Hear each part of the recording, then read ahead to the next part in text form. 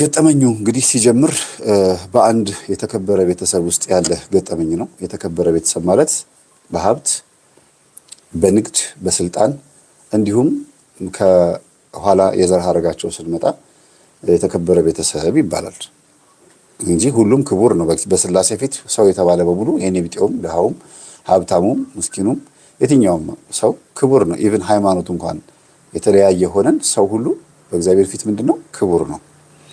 እና በአንድም በሌላ መንገድ እግዚአብሔር ያስተምራል፣ የሰዎች ግን አያስተውልም ይላልና በዚህ ቤተሰብ ውስጥ የተፈጸመው ታሪክ ትንሽ ከበድ ይላል። አባት ልጆቹን እያሳደገ ሚስቱ መኪና የመንዳት ፍላጎቷ በጣም ከፍተኛ ስለነበረ 2 መኪና ይገዛና በያንቺ ይሄንን እየተለማመድሽ ሰፈር ውስጥ እንደዚህ ያልሽ እየተለማመድሽ ልጆቼንም ትተሻት ውጪ ብዙም ያን ያክል አትራቂ ብሎ የቤት እመቤት ናት፣ ግን ቡቲክ ከፍቶላታል። ምግብ ቤት አላት። እንደገናም ደግሞ አንዳንድ የኦንላይን ማርኬቲንግ ትሰራለች። ብቻ ቤቷ ቁጭ ብላ ቢዝነስ በጣም ነው የምታሯሩጠውና መኪናም ገዛላት፣ ሀብታም ስለሆነ ማለት ነው። ስላለው በግዛቱ ምንም ማለት አይደለም። ያለው ሰው ያለው ማማሩ አይደል የሚባለው። ግን ያለው ሰው ካለው ላይ አንስቶ ደስ ያለው ነገር ሲያደርግ መልካም ሆኖ ሳለ ግን ካለው ላይ አንስቶ ለድሃ ደግሞ የማይረዳ ከሆነ ሀብቱ በሙሉ ከንቱ ነው፣ ገደል ገብቷል ማለት ነው እንጂ ለምን የሚሊየን ብር የፈለገውን አይነት ሚሊየን ብር አይገዛም። በቃ አለው ስላለው ነው። ግን እያለው ይሄን ሁሉ ብር አውጥቼ ይሄን ያክል መኪና ገዝቼ ከምነዳ ቪትስ እየነዳሁኝ የዚህኛውን ዋጋ ደግሞ እንዲባረገው ማለት ይችላል። ግን ደግሞ ውድ መኪናም ገዝቶ ደግሞ ወይም ውድ ቤት ውስጥ እየኖረ ውድ ነገር እየገዛ ብራንድ የሆነ ልብስ እየለበሰ ለምስኪን የሚሰጠውን ካልነፈገ ድሃ ከረዳ እንደገናም ደግሞ የተለያየ በቃ የቤተክርስቲያን የሚረዳ ከሆነ አስራት በኩራት የሚያወጣ ከሆነ በገንዘቡ ከተማ መግዛት ይችላል። ምንም ችግር የለውም። እና እግዚአብሔርን አለማወቅ ግን ዋጋ ያስከፍላል ነው ትልቁ ጉዳይ። ሀብት ምንም ማለት አይደለም። ሀብት እንዲያውም የእግዚአብሔር ስጦታ ነው፣ ጸጋ ነው። ባለ ጸጋ የተባለውም እግዚአብሔር ስለሚሰጥ ነው። ጸጋ ስለሆነ ሀብት ማለት ነው። ጤንነት ካለ ሀብት አለ። ሀብት ከጤንነት ጋር ሲሆን ደግሞ የበለጠ ደስታ ነው። በዚህ ቤት ውስጥ 5 ልጆች አሉ፣ 2 ሴትና 4 ወንድ ማለት ነው። እና አባትየው ስራ ነው የሚውለው፣ ጠዋት ወጥቶ ማታ የሚገባ ሰው ነው። ሚስት ደግሞ መኪና እየተለማመደች ግቢ ውስጥ ሰፈር ላይ ትዞራለች። በጣም ውድ የሆነ መኪናና ውድ የሆነ ሰፈር ላይ ነው የምትኖረው። ሰፈሩ ውድ ነው ማለት ሀብታም ሰፈር ነው ማለት ነው። እና ቤቱ ምንም እንኳን የነሱ ቢሆንም ቤት መቀየር ይፈልጋሉ። ለምን? ልጆቹ ሰፈሩ አልተስማማቸውም። ቅዝቃዜ ያለበት ሰፈር ነው። ለደህንነታቸውም የሚያሰጋ አይነት ነገር መስሎ ስለተሰማቸው ሊቀይሩ እያሰቡ ነው። ዛሬ አሁን ባለንበት ሰዓት በዚህ ወራት ውስጥ ማለት ነው። ግን እዛ ቤት ሲገቡ በመጀመሪያ በኪራይ ገብተው ከዛ ቤቱን ገዙት። እዛው ቤቱን ገዝተውት እዛው መኖር ጀምረው አሁን 9 ዓመታቸው ቆይተው ነው ከዛ ቤት የሚወጡት። ይሄ ማብራራት ያስፈለገበት ምክንያት ስላለኝ ነው። በኋላ አባት ልጆቹን ጥሩ አድርጎ ነው ያሳደገው። ጥሩ አድርጎ ማሳደግ ማለት ምን ማለት እንደሆነ ግን በእኛ አተረጓጉምና በእሱ አተረጓጉም ይለያያል። እሱ ጥሩ አድርጌ ነው ያሳደግኳቸው የሚልበት መንገድ ምንድን ነው? ልብስ፣ ምግብ እና ትምህርት ቤት ልክ እሱ እንደሚኖረው በጣም ውድ የሆነ ቦታ ላይ ነው የሚማሩት። ከዛ ደግሞ በአጠቃላይ የሚያስፈልጋቸውን ነገር 2 እጥፍ አድርጎ ነው የሚሰጣቸው ማለት ነው። ደስታቸው 2 እጥፍ ነው ማለት ነው ልጆቹ። ግን ይህን የሚያደርግበት ደግሞ ምክንያት አለው። አሁን ስትሰሙ እንዳደነግጡ። እሺ፣ ይህን ስነግራችሁ እንዳደነግጡ። ሚስት ምንም የምታውቀው ነገር የለም። ምክንያቱም ስራ ላይ ትሮጣለች። የቤት ውስጥ ኦንላይን ትሰራለች፣ አስቡት፣ በላፕቶፓ። እንደገናም ደግሞ ወታ ደግሞ ምግብ ቤት አለ፣ ቡቲክ አላት። ቡቲኩ በጣም ሰፊና የታወቀ ነው። 22 አካባቢ ታውቁታላችሁ ብዙዎቻችሁ። ፌመስ የሆነ ቡቲክ ነው እና በጣም ቢዚ ናት። ከባሏ ይልቅ እሷ እንዲያውም በጣም ቢዚ ናት ማለት ነው። ልጆች ግን ሰላም የላቸውም። ያሳዝናል። አሁን እንግዲህ ወቅታዊ ገጠመኝ ነው ያልኳችሁ እንደዚህ ነው። ልጆች ሰላም የላቸውም። ከኔ ጋር ናችሁ? እስቲ ኮሜንት ጻፉ። ምን ገመታችሁ? እነዚህ 6 በሏቸው 5 ልጆች ያው ትክክለኛ የወለዷቸው 5 ልጆች ናቸው። 4 ልጆች ወልደዋል። በእርግጥ አንደኛው ልጃቸው ደግሞ እንደ ልጅ አድርጎ እኔ አሁን ቅርብ ጊዜ ነው ያወኩት የእህቷ ልጅ እንደሆነ ያወኩትና እህቷ አርፋለች። የለችም። ሱሰኛ አላችሁ? ሱሰኛ ያስኬዳል። ጥሩ ነው ግን ገብቷችኋል አይደል? የእህቷ ልጅ ነው አንደኛው። ሁለቱ ሴቶች የእሷ ልጆች ናቸው። እንደገና ዘመድም ደግሞ አለ እዛ ቤት ውስጥ ዘመድ አለ። አጠቃላይ 6 ልጆች ናቸው ያሉት። ግን ጥርት ብሎ በቃ የወለደው ደግሞ እሱ ስንት ነው? 4 ልጅ ነው ማለት ነው። እና አባት ሀብቱ፣ ገንዘቡ፣ ሁሉ ነገሩ የሞላለት የተረፈለት ነው። በቀን በቀን ብሩን እንደዚህ ቢበት ነው አያልቅም። የሚያገኘው ገንዘብ በጣም ብዙ ነው። መንግስት ግብር ክፈል ሲለው ግብሩን ቀድሞ በመክፈል ለግብር ከፋዮችና አጠቃላይ ብቻ ቲፕ እና ጉቦ በመስጠት ወይም ደግሞ በቃ ምን ቢያወጣ የማያልቅበት መሆኑን ለማሳየትና እንዲያውም በመስጠት ሼም ያስይዛቸዋል። ሳይጠይቁት ያስፈልገናል ይሄን ያክል ምናምን እንዳይሉት ቀድሞ አፋቸውን የሚያዘጋበት ሁኔታ ሁሉ ነው ያለው።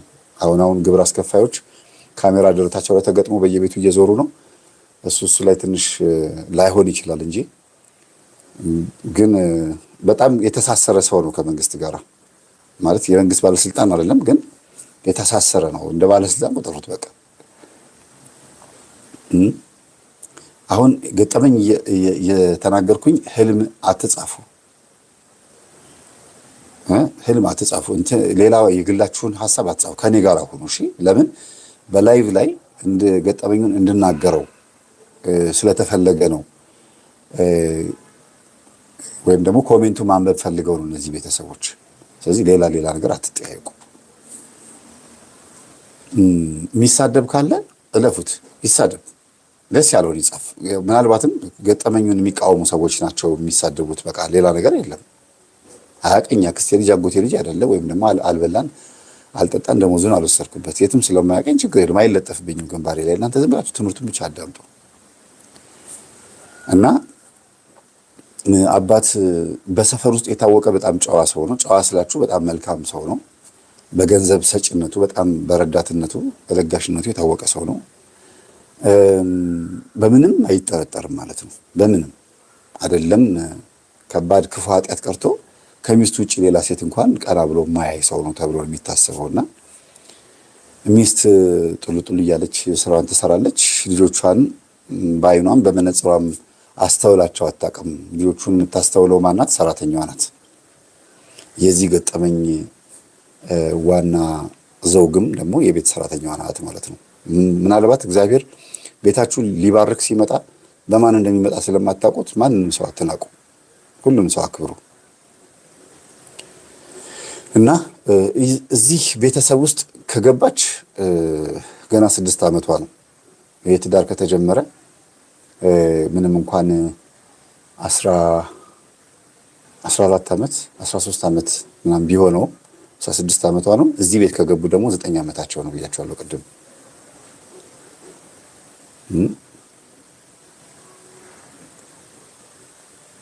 እና እኔ ልክ ሲደወልልኝ ስሰማ በጣም የደነገጥኩት።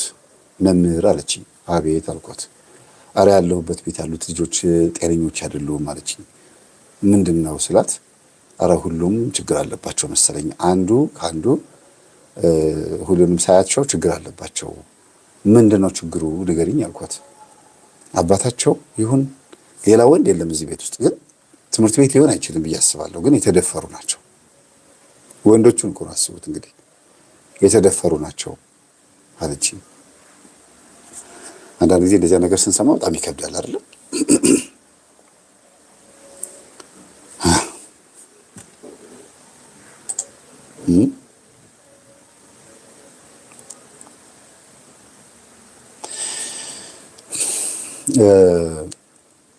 የልጆቹ መደፈር አይደለም የሚገርመው፣ እሱ ኦልሬዲ አይምሯችን ለመደው መሰለኝ ትንሽ አይደለ?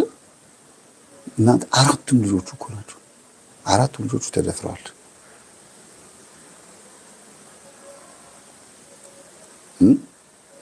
ከዛ በላይ የእናትየዋ ልጆቹን አለማየት፣ ከዛ በላይ የአባትየው ሰፈር ውስጥ ያለው ጸባይ፣ ማንነትና ማን ሊደፍራቸው ይችላል ከአባታቸው ውጪ ብላ አስባ ስትጸልይ ልጅቷ ስትሰግድ እግዚአብሔርን ስትለምና ስታለቅስ የተገለጠላት ነገር ነው የሚገርመው። ከዚህ በላይ የሚገርመው ሰውየው ከሚስቱ ውጪ 4 ወንድ ሚስት አለው።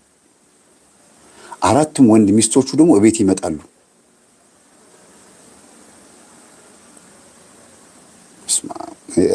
ስናገረው እየከበደኝ ነው። ባይዘው እየሰሙት ነው። እነሱም አሉ ከእናንተ መካከል አሉ ኮሜንት እያደረጉ ነው። አዎ ኮሜንት እያደረጉ ነው። ግን ለምን እኔ እንድናገረው እንደፈለጉ አልገባኝም። ብቻ አንተ ስትናገረው ይሻላል ወይ ነው። ለምን እነሱ ይከብዳቸዋል።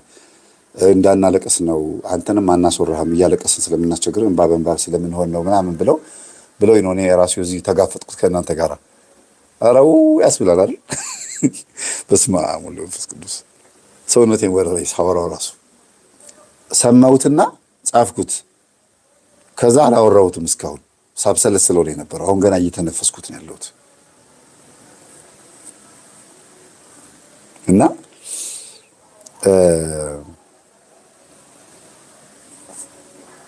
አባትየው 4 ሚስት አለው፣ ወንድ ሚስት ነው ያለው።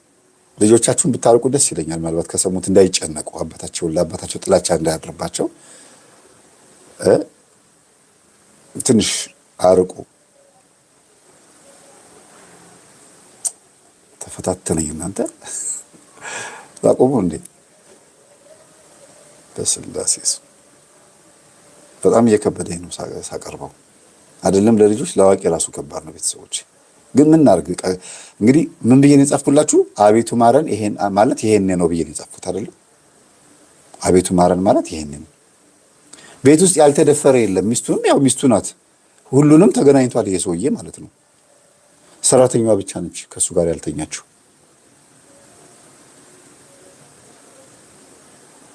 በጣም ከባድ ነው። ቀዳዳ አይመርጥም። እንዴት ነው ያወቀችው? በጸሎት ነው። መጀመሪያ ህልሟን ማመን ከበዳት። ኧረ በስመ አብ እንዴት ይሆናል? መጀመሪያ ልጆቹ እንደዛ መሆናቸው፣ ሁሉም ልጆቹ ገላቸውን ስታጥባቸው ስትል ከነሱ ጋር ስትጫወት አመመኝ ሲሉ ወዴን ቆረጤን ሲሉ በቃ የተለያየ ነገር ስሜት ሲያሳዩ ሆስፒታል ወስዳ ስታስመረምራቸው አመማቸው ብላ ለእናትየው አልተናገረችም። ማለት እንደ ቤተሰብ ስለሆነች ልጅቷ አስቤዛ እንኳን እንኪ ግዢ ተብሎ ነው የሚሰጣት። እንዴት ነው እትዬ አስቤዛ አልቋል እንኪ 10 ሺህ ብር ዝም ብላ 20 ሺህ ብር የምትሰጣት ታማኝ ናት ልጅቷ። እና ጸሎቷን ስግደቷን አይታ ሚስትየዋ ትቀናባታለች። መቅናት ስላችሁ እንደው መንፈሳዊ ቅናት ነው። ታድለሽ በስመ አብ እኔ ምን አለ ጊዜ አግኝቼ እንደዚህ በሰገድኩላ በቤት ቻው ቻው በቃ ጸልይልኝ ምናምን ብላ ሄዳ ለቅ ነው የምትለው። ጠዋት ሲነጋ ቻው ቻው ልጆች ገና ባልየው ሳይወጣ ልጆቹ ትምህርት ቤት ቦርሳ ምናምን ይዘው ምናምን ቁርሳቸውን እየበሉ ሚስትየዋ ቀድማ ነው የምትወጣው። እና ተደፍረዋል ልጆቹ። ስታስመረምራቸው ምንድን ነው ኧረ ዶክተር እኔ ያለሁበት ቤት ውስጥ ልጆቹ የሆነ ነገር ሆኗል። ይሄ ልጅ ብቻ አይደለም ሁሉም ናቸው። ከዛ ሁሉንም ቀስ በቀስ ዶክተሩ አምጫቸው ብሎ ሲመረመሩ ተደፍረዋል። እና አለቀሰ ዶክተሩ። አንቺ ቤት ሰራተኛ ነሽ አላት። በቃ እናትየዋ መስማት አለባት። ኧረ ቆይ መጀመሪያ ቆይ እናትየዋ ከመስማቷ በፊት ልጆቹ በሕክምና ትሪት መሆን አለባቸው። አንተ ጋር መምጣቴ ትክክል በሽታው መገኘቱ ሁሉ ነገር መታወቅ አለበት አለችው። እኔን አታምነኝም እንዴት እንደዚህ ያለሽ ትለኛለች። እንደዚህ ብሎ ነገር የለም። እናትየዋ ማወቅ አለባት። መፍረስ ያለበት ትዳር ካለ መፍረስ አለበት፣ መታሰር ካለበት መታሰር አለበት ሰውየው ምናምን ማለት። በአሁኑ ሰዓት በግብረ ሰዶም ደፍሯል ተብሎ ማን ያምነኛል አለች። ሚስትየዋንስ ማን ያምናታል? የሰፈር ሰው በዚህ ልክ የሚወደው ለጋሽ የሆነ ሰው ለሚስቱ ሟች የሆነ ሰው እንደዚህ አድርጓል ቢባል ማን ያምናል? ስለዚህ አንድ ነገር ማወቅ እፈልጋለሁ አለችው። ምንድን ነው? በትክክል ልጆቹ እየተደፈሩ መሆናቸውን ካፋቸው መስማት እፈልጋለሁ። እንደገናም ደግሞ ሰውየው ሲያደርገው ይሄን ነገር ቢያንስ አንድ ምልክት ማየት አለብኝ አለችው። እና እሺ አላት። ታዲያ እንደዛ ከሆነማ ሲደፈሩም ደግሞ ካየሽ ጥሩ አይደለም፣ እያስደፈርሻቸው ነው ማለት ነው። አሁንም እንዲያውም ከአሁኑ ሰዓት ጀምሮ እኮ ነው መከላከል ያለብሽ አላት። እና እንዴት ላድርግ ላስቆመው? ታዲያ ኧረ እንደዛማ ይገልሻል። ባለሀብት ከሆነ ሽጉጥ ይኖረዋል፣ ይገልሻል። ስለዚህ ያለሽ አማራጭ አሁን ያልሽውን ነገር ማስረጃ መያዝ ነው። እኔ ወዲያውኑ በዚህ ነገር ላይ ቀኝ እጄን እሰጥሻለሁ፣ ችግር የለውም። ሬዲ አድርጌ ነው የምጠብቅሽ። ጉዳዩን ለፖሊስ ላመልክት አላት። አመልክተ ሬዲ ሆነ ጠብቀኝ፣ ግን አንተነፍሰውም። ቀድመን ምንም ተነፍሰው ነገር የለም። ሰውየው ትክክል ማድረግ አለማድረጉ እጅ ከፍንጅ መያዝ አለበት አለችው። እሷ ግን አውቃለች። ለምን ህልሟን ስትነግሮ ለዶክተሩ አምኗታል። ግን ምንድነው ማስረጃ ነው የምትፈልገው፣ አላደረኩም ብሎ ሊክድ ስለሚችል ማለት ነው። መጀመሪያ ልጆቹን የጠየቀቻቸው አቡሽዬ አባቢ እንደዚህ አብራችሁ ትተኛላችሁ እንደዚህ ያሳመመሃል ስትለው ጊዜ እንደሱ አትበኝ ምናምን ብሎ የመጀመሪያው ልጅ ትንሹ ልጅ ወደ ስንት ዓመቱ መሰላችሁ? 6 ዓመቱ ምናምን ነው። በጣም ጮኸባት፣ በጣም ተቆጣት። ማለት በቃ እንዴት ነው ከተናገርክ እገልሃለሁ አይነት ነገር የተባለ አይመስልም። ክውን ያለችው አልልህም እኔ እኮ ስላየሆኝ ነው። እሺ አትንገር ብለው ከሆነ እኔ አልናገርብህም፣ ግን ላሳክምህ ነው፣ አባትህንም ተውልለው ነው፣ እንዳያሳምምህ ልመክረው ነው አለችው። ከዛ እንደዛ ስትለው ጊዜ ወደዳት። መተወቃ አቀፋትና እንዳያሳምመኝ ትነግረዋለሽ አላት። አዎ በቃ ወንድሞቼንም አመመኝ እያሉ ነው አለችው አላት። በጣም ደነገጠች፣ አለቀሰች። ሙሉ ቀን ስታለቅስ ዋለች። አመነች። በቃ ማለት በትክክል በተግባር የሰማችው ከልጁ ነው ማለት ነው። ስታለቅስ ውላ ምን ሆነሻል አይንሽ ስትለው ጊዜ አይ ዘመድ ሞቶ ነው በቃ ያለቀስኩት ብላ ዋሸች።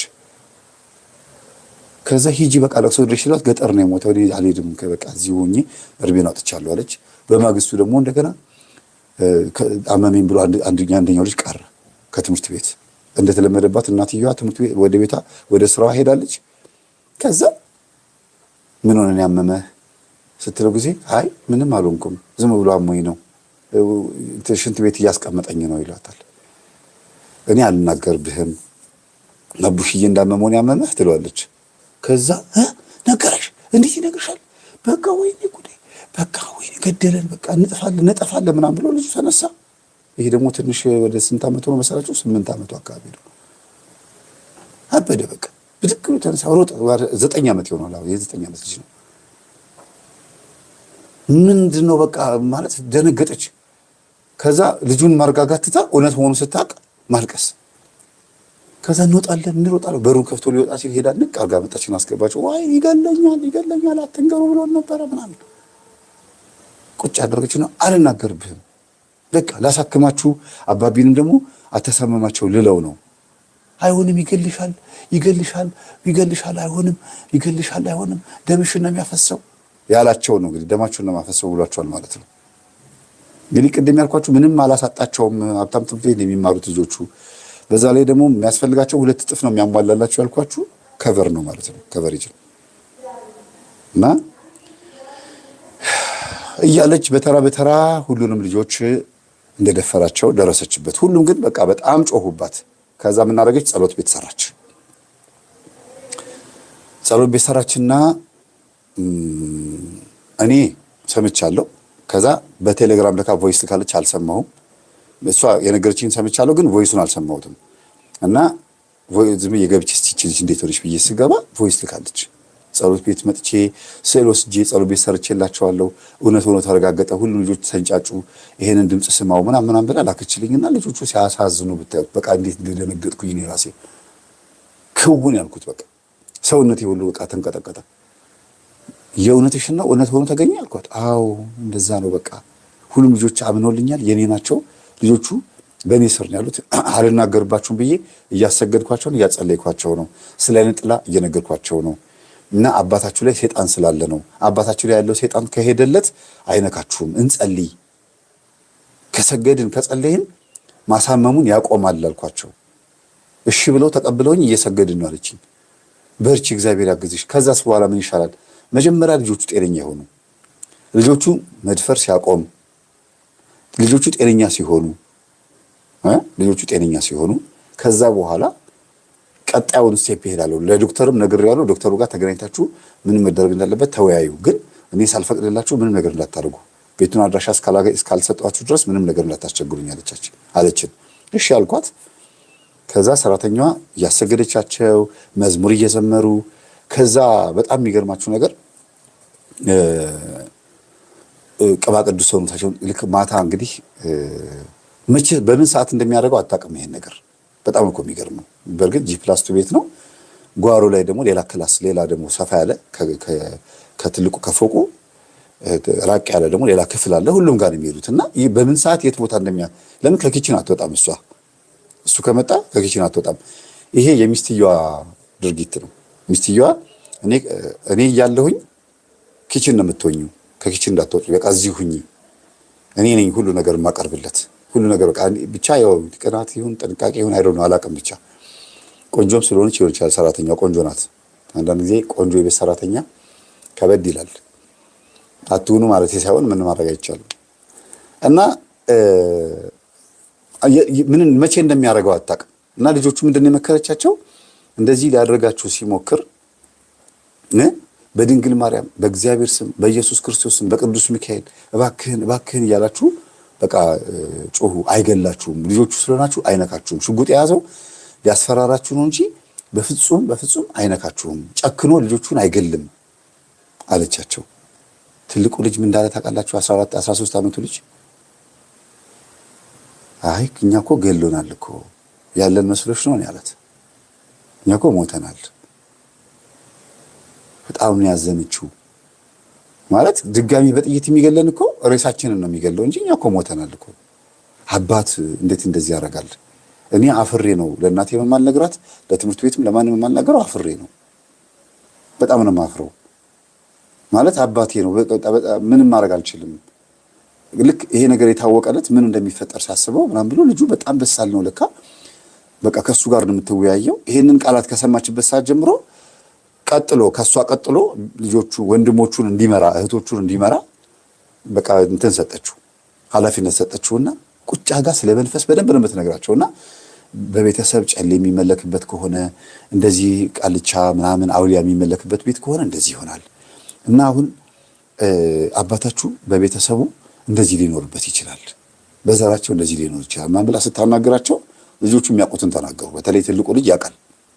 አያታችን በስንሄድ ቡና ታፈላለች፣ ሳር ትጎዘጉዛለች፣ እንደዚህ ታረጋለች፣ ትጮሃለች፣ ታጓራለች ምናምን ብሎ ተናገረ። አያታችን የሚለው እንግዲህ አባትየውን እናት ማለት ነው። እና ሁሉም እዛ ቤት ውስጥ ያሉት ቤተሰቦች የዚህ መንፈስ ተጠቂ እንደሚሆኑ የገመተችው መቼ ነው?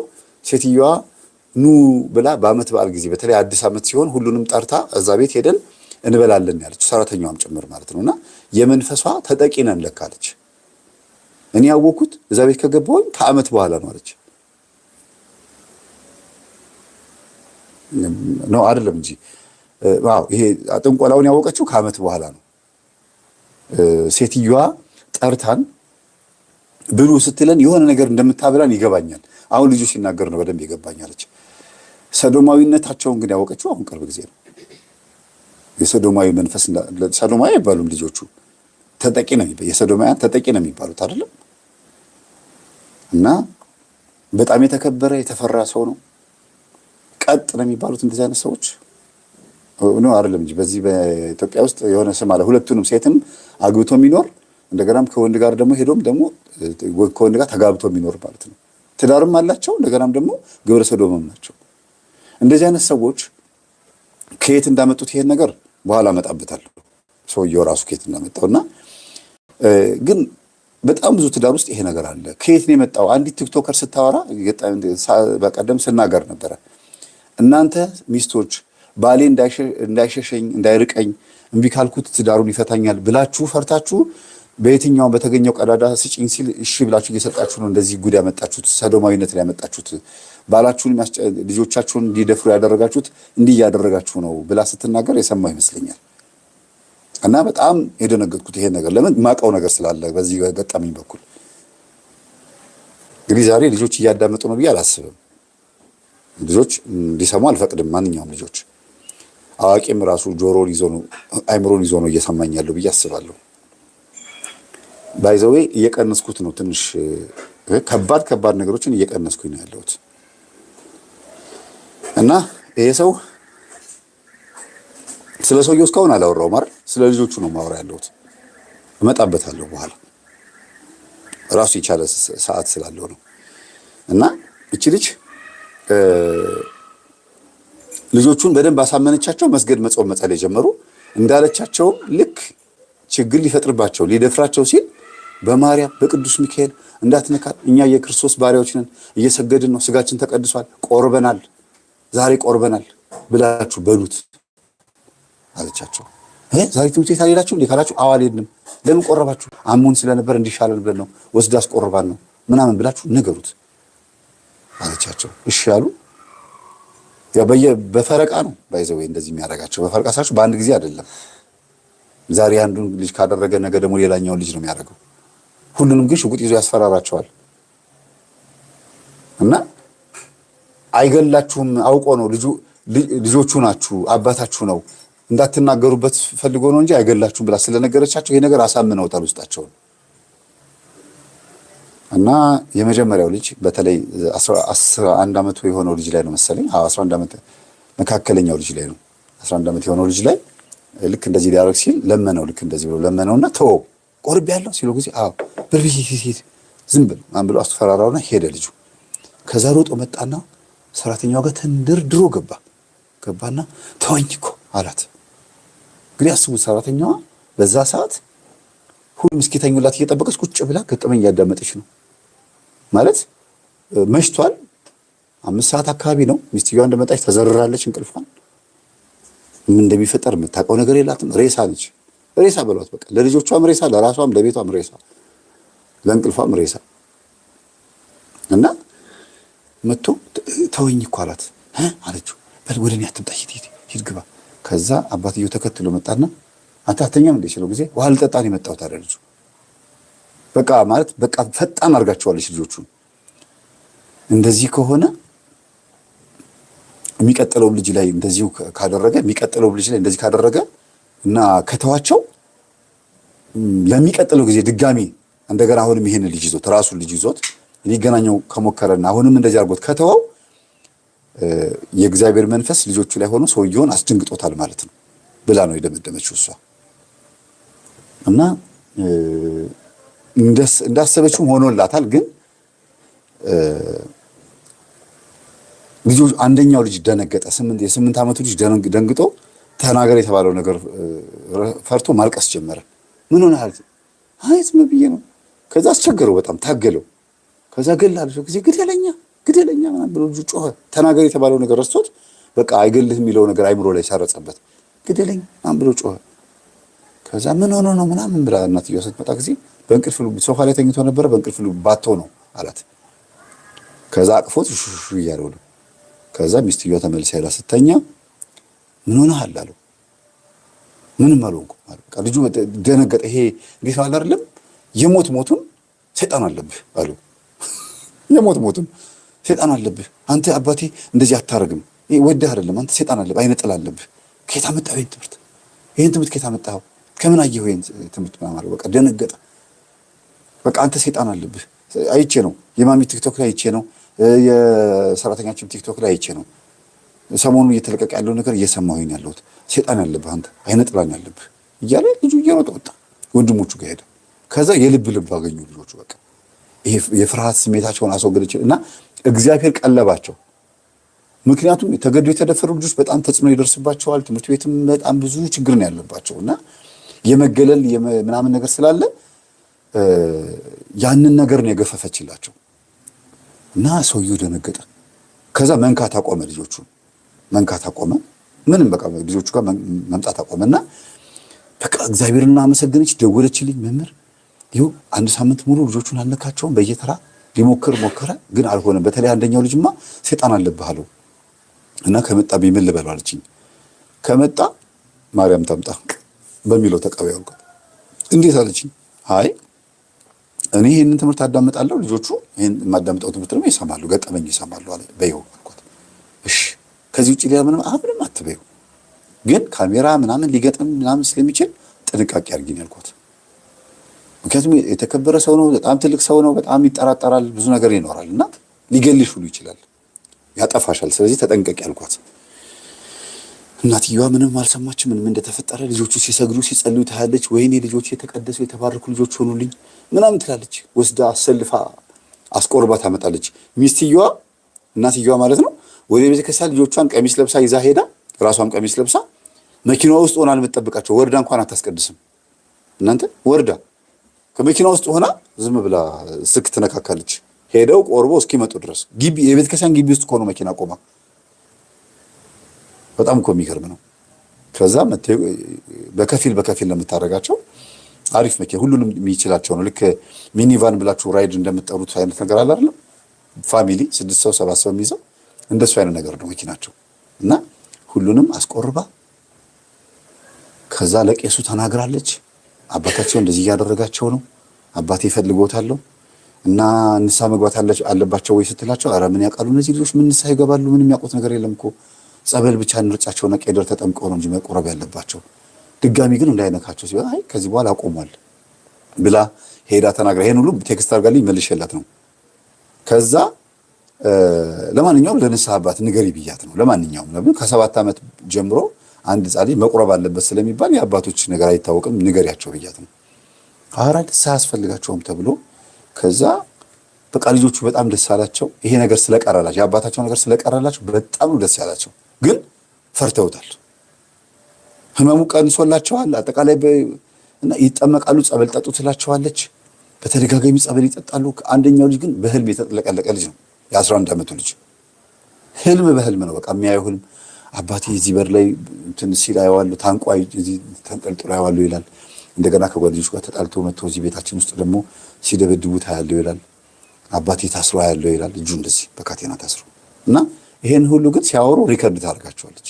ሪከርድ አርጊ ብያታለሁ። ለምን ምን እንደሚፈጠር ነገር አይታወቅም ልጆቹ ሲያወሩ። እና አመሰግናለሁ። ትኩስ ነገር መጥቶልኝ ነው። እና እነዚህ ልጆች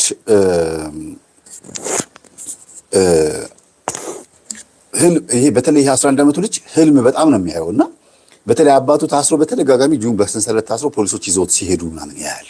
አባቴ ሊታሰር ነው እንዴ ማለት አይ ውስጡ ያሉት መናፍስቶች ሲታሰሩን ያየኸው ነው የምትለው።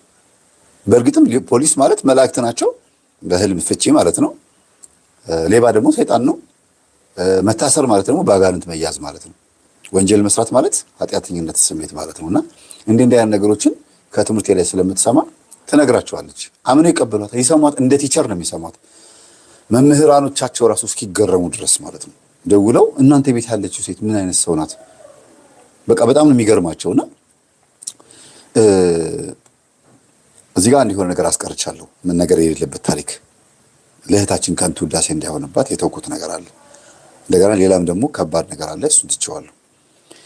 ልለፈው ልዝለለውና እናትየዋ መስማት አለባት አልኳት እና እኔ ጋር ላኪያት አልኳት። እሺ ብላ መምህር ተስፋዬ ሊያናግርሽ ይፈልጋል መጥቶ ነበር አለቻት። መምህር ተስፋዬ ማን ነው አለቻት።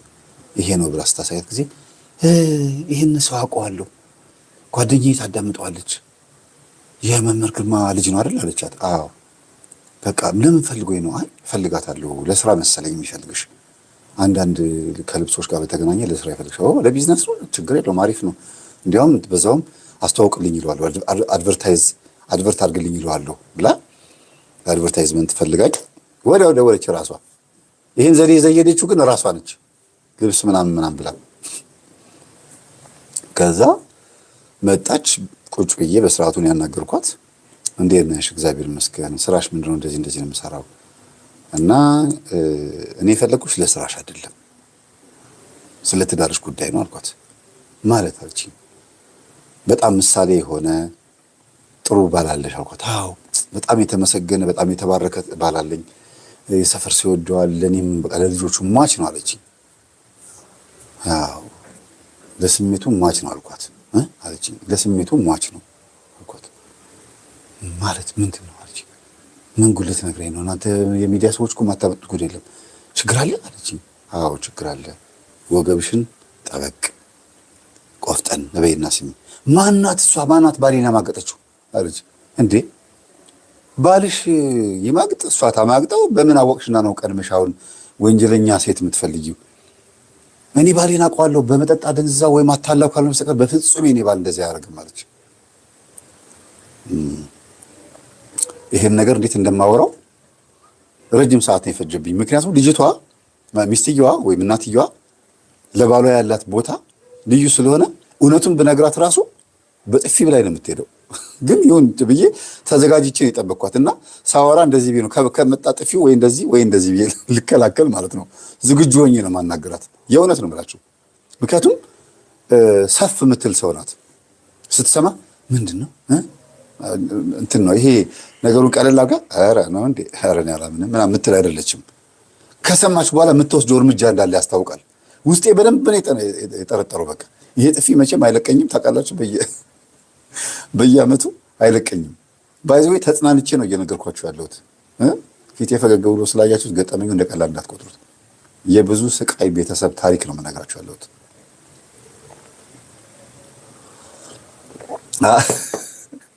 አንቺ ልጅ እንደዚህ አይባልም። ኤፍታህ ሚስጥረ ስላሴ ምን እንዳለች ሰማችሁ?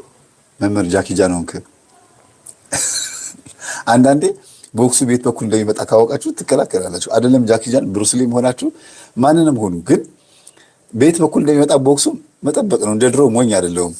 ድንገት የለስላሳ ጠርሙስ ብድግ አድርጎ አናቴን ያለኝን አስታወሳችሁት? ገጠመኝ ወደ ሚሌኒየም አዳራሽ ፊት ለፊት ቦሌ ማለት ነው። እዛ ዓለም ሲኒማ አካባቢ ያለው ሆቴል በለስላሳ ጠርሙስ አናቴን ያለኝን ተናግሬዋለሁ። እሱን ገጠመኝ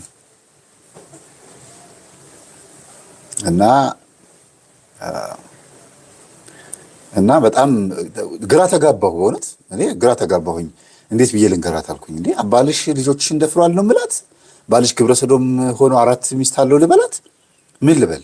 4 ሚስት እንዳለው እርግጠኛ እንደሆነ ያደረገኝ 4ቱ ጓደኞቹ እቤት ይመጣሉ። አስቡት። ምናልባትም እነዚህ ልጆች በጓደኞቹም ተደፍረው ሊሆን ይችላል ብዬ አስቤ ጠይቂያቸው ብያት ነበረ። አልነኩንም ያሉት። ልጆቹን አሳልፎ አልሰጠም። ግን 4ቱ ጓደኞቹ ቤት ይመጣሉ። ታውቃቸዋለች።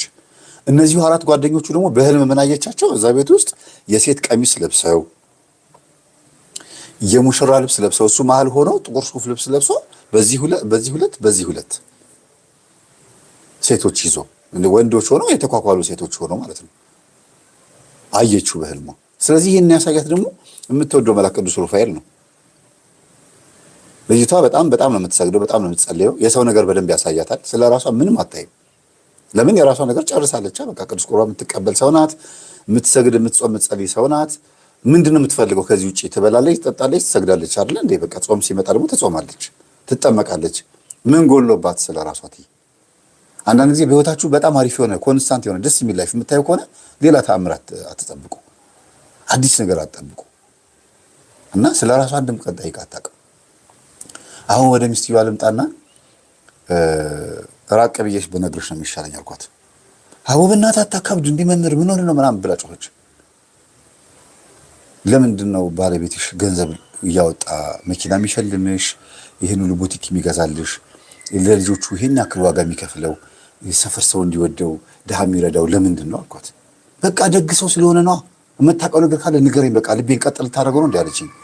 እኮ አታምኝማ አልኳት። አምናለሁ አልልህም ግን ልስማው አለችኝ።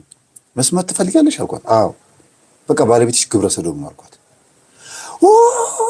ተበላለገችው። በቃ ደነገጥኩኝ። በቃ ለካ ይሄንን ነገር ስነግራት ውሸትህን ነው ምናምን ማለት አልፈለገችም።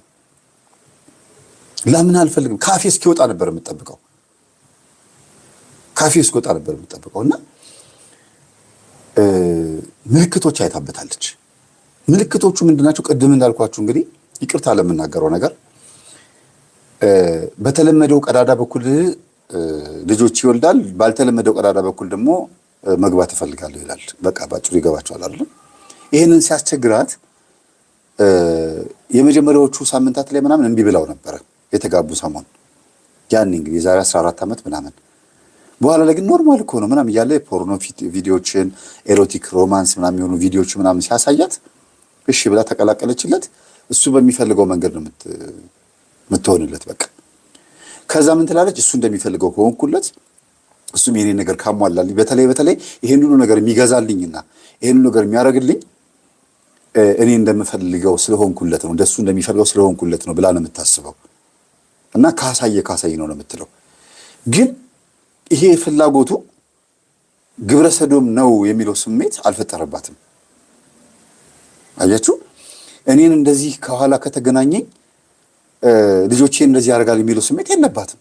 አስበውም አታውቅም፣ ጠርጥራም አታውቅም። ሊሆን ደስ ይላል አይነት ነገር ነው የሚሄዱት። ይቀፋል አይደል? በጣም ነው የሚቀፋው። እኔ ራሴ ቀፎኛል። ለዚህ ነው መናገር ስለከበደኝ ነው እንዴት አድርጌ ልንገራችሁ ያልኩት። ወይኔ ምንድነው የምትነግረኝ? ከዛ ሰው ተሰበሰበ። ወይኔ ኧረ በማርያም በእናትሽ ሰው ተሰበሰበብኝ አልኳት። ቦታን ቀይራ አልኳት። አሁን መኪና ውስጥ እንሂድ፣ መኪና ውስጥ ብጮህ ይሻለኛል አለችኝ።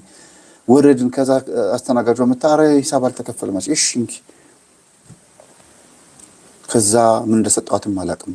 መቶ ብር መስሎኝ 500 ብር ነበር የተጠቀምነው። እኔ 100 ብር መስሎኝ 200 ብር ሰጠኋት። 5 ቁጥር 1000 ብር እጥፍ አድርጌ ሰጠኋት። ዝም ብላ ተቀበለችኝ። ታቀኛለች ልካ ልጅቷ። በሌላ ጊዜ ሰጠችኝ ብሩ። የሚገርማችሁ ምን ያህል ኮንፊውዝ ሆኜ እንደነበር ማለት ነው። መኪና ውስጥ ገባን። መኪናው በጣም ክሎዝድ ነው፣ እንትን ይሄ ድምፅ አያሰማም። አለቀሰች፣ ተንፈራገጠች።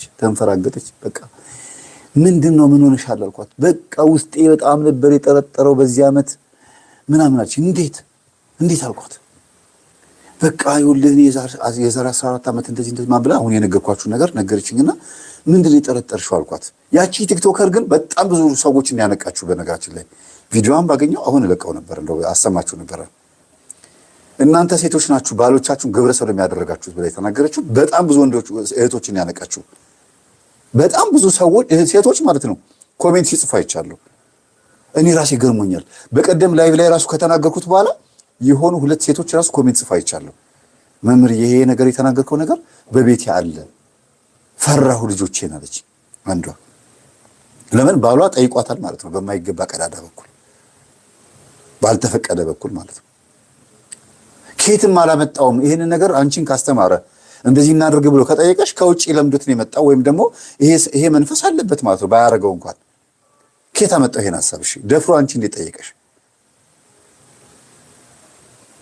ከባድ ነው አይደል?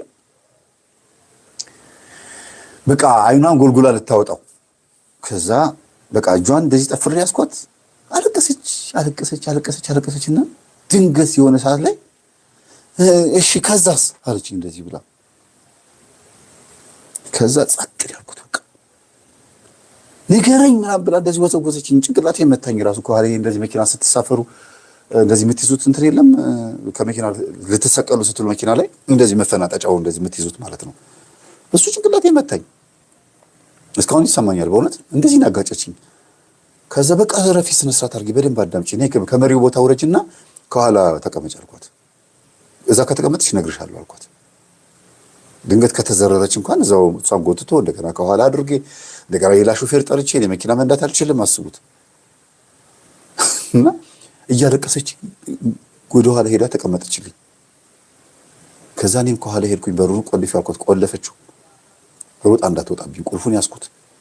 ከዛ ተንቀጠቀጠ ሰውነቷ። ተደፍረዋል ያለችኝ። በቃ ወዲያው ገባት። በቃ ገና ካፌ ሳላወጣው ተደፍረዋል እንኳን አለች። ማንን ትበል? ተደፍረዋል፣ ልጆቼ ተርፈዋል አለች።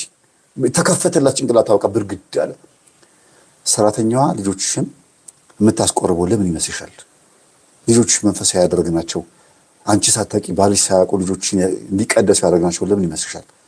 አንቺ መኪና ውስጥ ቁጭ ብለሽ ሞባይል ትነካካለሽ፣ እነሱ ቆርቦ ሲመጡ ማምሳ ጊዜ ዳር አትሄድብኝ በቃ ስሜቱ እንዲጋባባቸው ብዬ ነው። ጮች አሁን ራሱ እየጻፈች ነው ኮሜንት ያየዋት ነው። ዳር አትሄድብኝ አለችኝ። በቃ ልትመታኝ ብሎ ደረሰች ማለት ነው። ረፊ እኔ እንድትጽናኝ ነው የምነግርሽ እና ቤት ውስጥ የተረፈ የለም ያልኳት አለችኝ። የተረፈ የለም ከሰራተኛዋ በስተቀር አንቺም ጨምር ማለት ነው። ሁላችሁም ተደፍራችኋል። መደፈር ነው የምለው እኔ። ከዚህም ያለ ፍላጎት የተደረገ ነገር በሙሉ ሚስትም ብትሆን መደፈር ነው አይደል እንዴ? ቃልች ይሄ ማለት ልክ ንጉሥ ዳዊት ልጁ ከቤርሳቤህ በማመንዘር የወለደው ልጁ ማለት ነው። አመንዝሮ ከሚስቱ ከእግዚአብሔር ሳይፈቅድለት የሰው ሚስት ቀምቶ የኦሪዮን ሚስት ቀምቶ ልጅ ወለደና ልጁ ታመመ ተባለ። ከዛ ልጁ ሳይሞት ልጸልይ ብሎ እግዚአብሔር ሆይ ልጁ እንዳይሞት እባክህን አድንልኝ ብሎ ሲያለቅስ እየተነፋረቀ ሲያለቅስ ቆየና ሞቷል ብሎ ሲነግሩት ሞተ አለ። አዎ ሲሉት በቃ ከሞተማ በቃ አለና ተነስቶ ገላውን ታጥቦ የንግስና ልብስ ለብሶ ቁጭ አለ። ንጉሥ ሆይ 1000 ዓመት ንገስና ሞቷል ስንልህ ምን ነው እንዴ ተገለበጥክብን እኮ አሉት። በቃ ከሞተማ በቃ እግዚአብሔር ወስዶታል። በቃ ሳይወስደው ነበር የምጸልየው፣ ከወሰደውማ ምንም ማድረግ አልችልም አይነት ነገር አለ ያለው ንጉሥ ዳዊት። እዚህ ጋር እሷ ላይ መጀመሪያ ያየሁት እንደዛ ነበረ። ሁሉም አለችኝ። አዎ አልኳት። መምህር አለችኝ። አቤት። ሆስፒታል ወሰደኝ። እኔ መኪና መንዳት አልችልም አልኳት። እንዴት እስካሁን ድረስ መምህር ለጮች ቢቀማ ተቀየረ ጭንቅላቷ። አልችልማ በቃ ይቅርታ በቃ አይዞሽ ብዬ አጽናንቻት ምናምን ማለት በጣም ጮሃት አስቸግረኛለች። መኪና በር በርግዳ ምናምን መስቶት ተሰራች ብዬ ነበር የጠበኩት። ኖርማል ሆነች እና እንዴት ሊሆን ቻለ ብዬ ገርሞኝ በሩን ከፍቼ ወጣሁና መኪና መንዳት የሚችል ሰው አለ ማወቃቸው። አዎ ምን ነው ምናምን አሉኝ። አይ እኔ መንዳት ስለማልችል ነው ቤት አድርሰን አልኩት። ሆስፒታል ነው የምሄደው አለችኝ። እንደዚህ ብላ ረጋ ብላ በቃ ረጋ ነው ያለችው። ከዛ ቦርሷን 10 ጊዜ ትከፍታለች። ቦርሷን ትከፍታ ታያለች። ከዛ ምንድን ነው ነገር አለ እንደ ባሏ እሷም ሽጉጥ አላት እንዴ ብዬ ፈራሁኝና የእውነቴን ነው የምላችሁ የእውነት ቦርሷን ምን ትፍ አድርጌ ቀማትና ከፈት ሳደርገው እንደፈራሁት ነው። ከዛ አልሰጥሽም አልኳት። መምህር ስጠኝ አለችኝ። አልሰጥሽም አሁን ይሄን ብትወስደው ነገ አታስመልጠውም ይሄን ሰው እያለችኝ አልሰጥሽም እረፊ አልኳት። በቃ መምህር ተወኝ አለችኝ። በቃ ውረድ አንተ ከመኪና ጨርሳ አልጨረስኩም ጀመርኩት እንጂ አልጨረስኩትም። እኔ እኮ መርዶ ነጋሪ አይደለሁም። ወይም ደግሞ ስልኬን ጠልፈሽ አግኝተሻል ወሬውን ያገኘሽው ከኔ ከመምህር ነው የሰማሽው። ከሚያስተውል ከተረጋጋ ሰዎችን ሊቀይር ከሚችል ሰው አንደበት ሰምተሽ እንዴት ነው ዝም ብዬ ሂጂ እምልሽ? እንድትገዩ ነው እንዴ ይህን ትምህርት የሰማሁሽ ይህን ነገር የነገርኩሽ አልኳት። እንዲያውም አትሄጂም እኔ ቤት ነው የምትሄጂው አልኳት። ወደ እኔ ቤት ውሰዳት አልኳት። ከዛ መንገድ ላይ እየመጣን ጓደኛዋ ደወለችላት። ወደ እኔ ቤት ነበር ይዣት የመጣሁት። ምንም ማድረግ አልችልማ። በቃ ቤት ትሆናለች ከባለቤቴ ጋር። ከዛ እስከምትረጋጋ ድረስ አልወስዳትም። ጓደኛዋ ስትደውል መምህር አለችኝ። ተንቀጠቀጠች። እሷ ጋር ብሄድ ይሻለኛል፣ አንተ ቤት መሄድ አልፈልግም አሁን ለጊዜው አለችኝ። እሺ አምጪው አልኩትና ተቀበልኳትና ሄለው እንዴ ማነህ ስልኳን ሰርቀህ ነው አለችኝ። ኧረ በማርያም ተረጋጊ። ከዛ ትንሽ ችግር ውስጥ ነች ያለችው እና ላገኝሽ አልኳት። የት ነው የት ነው ያለችው አለችኝ። እኔ መምህር ተስፋዬ ይባላለሁ። መምህር ተስፋዬ ዩቲዩብ ላይ አለችኝ። አዎ ምንድን ነው የተፈጠረው አለችኝ። አይ ትንሽ አሟት ነው መንፈስ አለችኝ። አይደለም በቃ የሆነ ችግር ተፈጥሯል አልኳት። እሺ ይዛሃት ና አለችኝ። አጠገብ ከሆነች ጤነኛ ከሆነች ቤቴን ታውቀዋለች። እሺ አልኩኝ። ሄድን። የሚገርም ቤት ነው፣ በጣም የሚያምር ቤት ነው። ጎበዝ ናት። ብቻዋን ነው የምትኖረው። ልጆቿን ብቻዋን ነው የምታሳድገው። አያችሁ ሲንግል ማም እንዴት እንዳደረጋት። ጓደኛዋ ራሱ ሁሉም ጓደኞቿ ሲንግል ማም ናቸው። መንፈስ ከባድ ነው አንዳንድ ጊዜ ያወረ አንድ አይነት ወደ 5-6 ጓደኛሞች ናቸው። ሁሉም ሲንግል ማም ናቸው። እሷ ብቻ ባለትዳር። እሷም ባለትዳር ሆና ያው ነው ተመሳሳይ ነገር ነው። ምንም አልተለየም። አልሸሹም ዞር አሉ ነው። ከዛ ትንቀጠቀጣለች፣ ሰውነቷን ይንቀጠቀጣል። እጇን ይዤ ምን ብዬ አስገባኋት። ምንድን የተፈጠረች እነግርሻለሁ፣ መኝታ ክፍል አስገቢ ፕሊስ፣ መስኮትሽ ግሪል አለው አልኳት። ግሪል ማለት የተበየደ ብረት ማለት ዘላ እንዳትወጣ። እሱ ያለው ልጆች የመኝታ ክፍል ነው። በቃ ልጆች አንቺ ጋር ይተኙ፣ አንቺ ከሷ ጋር ሆነሽ እዛ ግቢ፣ እንዳትታነቅ፣ ራሷ እንዳታጠፋ። ምንድን ነው አለችኝ። ባለቤቷ ግብረ ሰዶም ሆኖ ተገኝቷል አልኳት። በቃ ምን ትሁን አበደች። ለቀውጥ ያደረገችው። ከዛ ተረጋጊ ልጆቿ ተረፉ አለችኝ። አልተረፉም አልኳት። በቃ ምንም አልበልችም። ደግሞ ለዋናዋ ነግሪያት እንዴት ለሷ ልደብቃት? ወይኔ ወይኔ ወይኔ ወይኔ በቃ ማለት ቤት ውስጥ ወንድ የለም፣ ግን ልጆቿን ነው በቃ የምታየው። ወይኔ ልጆቼ። ከዛ ማለት የራሷንም ትላለች የጓደኛዋንም ትላለች። ተንጫጫ ቤቱ። ሹፌሩም አብሮ የነበረው አብሮ የመጣው ሹፌር ምንድን ነው አለ። እንደዚህ ተፈጥሮ ነው። ሰውየው መታሰር አለበት ምናምን አለ። ተረጋጋ በእናትህ፣ እኔ እኮ መስመር እያስያዝኩኝ ነው። ሰውየው ሳያቅ መጀመሪያ ሁሉ ነገር ተሰምቶ መብረድ አለበት። በእልህና በድንፋታ መሆን ነገር የለም። ሁሉ ነገር መስተካከል አለበት። በሱ ስር ያሉ ሰዎች መታወቅ አለባቸው ምናምን ብዬ ወልኩት።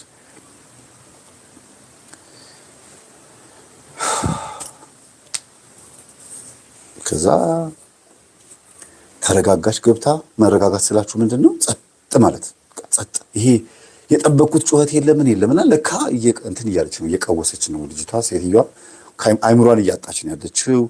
አንደበቷ ተሳሰረ፣ ምላሷ ተዘጋጋ። ጠዋት ሲነጋ መናገር አቃታት እና ድንጋጤ ያው አጅሬው አረ መምህር መናገር አልቻለችም አለችኝ አልኳት። መናገር አልቻለችም፣ በቃ ተሳሰረ ሰውነቷ ሁሉ ሽባ ሆነች አለች። በቃ የሆነ ያገኛት ነገር አለ። ከዛ ጸበል ስረጫት ያው ፈነዳ አጅሬው። ሄድኩኛ ጠዋት ደውላልኛችና አጅሬው ፈነዳ። አይነ ጥላ ነኝ አለ። ምን አይነት አይነ ጥላ ስለው ቡዳ አይነ ጥላ ነኝ እና የቡዳ አይነ ጥላ ምን አይነት አልኩት። ዝሙት ቡዳ አይነ ጥላ ነኝ። ከቱም ሊሆን እንደሚችል ገብቶኛል። እሱም ሆኖ ደግሞ ምንድነው አልኩት፣ እኔ ግብር የሚጣልልኝ በደንብ አድርጎ የሚመለክ ነኝ፣ ከአያት የመጣሁት ምናምን ብሎ ለፈለፈ። ሚስትየዋ ሚስት እንድትሆን ጥላው እንዳትሄድ ሁሉ ሴትዮዋ ከራማቸውን ይለምኑታል። ለምን? ልጃቸው ሰዶማዊ እንደሆነ ያውቃሉ። ታሪኩን ዘከዘከው። ተንበርክካ ነው የምትሰማው። ጓደኛዋ በቃ ጉልበቷን አመማት። ለአንድ ሰዓት ያክል ተንበርክካ መንፈሱ የሚለፈልፈው ነገር ሊቁጭ ብዬ እንዲህ እያለች ነው የሰማችሁ። በቃ ማን እንደሚጮህ ግራ ገባኝ። የምትጮኸው የምትለፈልፈው ሚስት እናትየዋ ነች። ጓደኛዋ ደግሞ አብራ ወይኔ ምንድን ነው የምሰማው መምህር ምናምን ትላለች። በቃ አረ ተረጋጊ በማርያም እሱን ይሄን ላናዘው ወይስ አንቺን ልስማ? እኔ እኮ መስማት አልቻልኩም አልኳት። እሺ ትላለች፣ ትነሳለች። እኔም ደንግጫለሁ እኮ እኔም ደንቆኛል። የምሰማው ነገር ምንድን ነው የደነቀኝ መሳችሁ? የባሰ ከባድ ነገር የገጠመኝ የባሰ በጣም ላይምሮ የከበደኝ ነገር ልንገራችሁ። 2 ነገር። አንደኛ ሀብት የምትፈልግ ከሆነ ንብረት የምትፈልግ ከሆነ በሀብት መንበሽበሽ የምትፈልግ ከሆነ እናትህን መገናኘት አለብህ ብሎ አዞታል መንፈሱ። 2ኛ ሀብት ንብረት የምትፈልግ ከሆነ ከሚስትህ ውጪ ሌላ ሚስት ሊኖርህ ይገባል ተብሎ ነው። ለሀብት ለንብረት ብሎ ነው የገባው ሰዶማዊነት ውስጥ። ይሄኛው አይነት መንፈስ የአሕዛቦች መንፈስ ሆኖ ግን እንዲል ደግሞ አድርጎ በእናትየው ላይ ነው እንዲናገር ያደረገው። አንድ በጣም የዘገነ ነገር ልንገራችሁ። የእናትየው ትብብር በፈገግታ የተሞላና ልክ አንገቱን ሲቆረጥ አንድ ሰው እንደዚህ ሲሸረክቱት እየሳቀ እያሽካካ ነው የሚሄደው፣ አንገቱ እየተንከባለለ የሚወድቀው ይባላል። በወሬ አልሰማችሁም? ልክ እንደዛ አይነት ስሜት ነው ያሽካካው። እስቲ እንዴት ነው እናትየዋ ስትሰማ ይሄን ነገር ሲነግራት እንዴት ነው ሴትዮዋ የተቀበለችው ብዬ ስጠይቀው ይሄንን ምሳሌ ነው የነገረኝ። በደስታ እሷ ላይ ሆነን አሽካካን፣ ሳቅን። ምን አደረጋችሁ አልኩት። በጣም የገረመኝ እና የሰማሁት ነገር በቃ ሰቀጠጠኝ። ልንገራችሁ በጣም የሚከብድ ነገር ነው። ከእናት የማይጠበቅ ነገር ነው። ግን ተይዘው ነው አይደል? ሴትዮዋ ምን ታርጉታላችሁ? ተይዘው እኮ ነው ቤተሰቦች። እና ምን አሉት? እማዬ እንደዚህ እኮ ተባልኩኝ፣ በቃ የማይሆን ነገር አለኝና የማይሆን ነገር ሲለኝ በቃ ተውኩት አላቸው። ምን ተባልክ ልጄ አሉት። አይ እንደዚህ ካላረክ ሀብት አታገኝም። የወጣህበት አይደል እንዴ? ምን ችግር አለው ብትገባበት?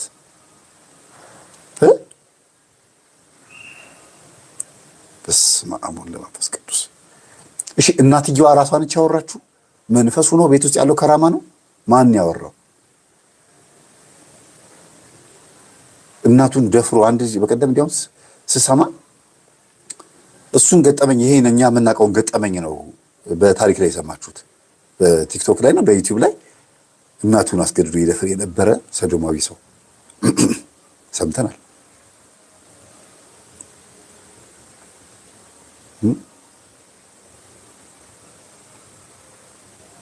በጣም የሚገርመው። ትንሽ ልረጋጋ ቤተሰቦች። በቃ እንደዚህ ነገር መስማት በጣም ነው የሚቀፋው አይደለ? እኔ ስሰማው እንዴት እንደሆንኩኝ እንድትረዱኝ ይፈልጋል። ውሎዬ እንዴት እንደሆነ መምህር ስልክ አታነሳም። ታዲያ እንዴት አድርጌ በየሁሉም ሰው ሮሮ ልስማ? ቤተሰቦች በጣም እኮ ከባድ ነው ቤተሰቦች። እኔ እየሰማሁት አጀንዳው ሞልቶ እንትኑ ኦዲዮ ሪከርድ ሞልቶ በቃ ማለት ለእናንተ ሳወጣው መርጬ እያወጣሁት ነው እኮ በጣም ይሄንን ወደኋላ እያንቀራፈፍኩት ማን ያምነኛል እያልኩ አሁንም አንተ ተርከው እንዴት ትሉኛላችሁ? አያምነኝም ኦዲየንሱ ስል አይ ግድ የለም መምህር ይሄንን ተናገረውና ከዛ የሆነ ቀን ላይ ምናልባት አንድ ነገር ይፈጠራል። እንግዲህ እንድንወጣ ምክንያት ሊፈጠር ይችላል። ለጊዜው ግን አንተ ተናገረው የሚል ነገር ነው እና እናትየው ላይ ያለው አይነ ጥላ የመጣው ከማን ነው? ከባላቸው ነው። ባላቸው ደግሞ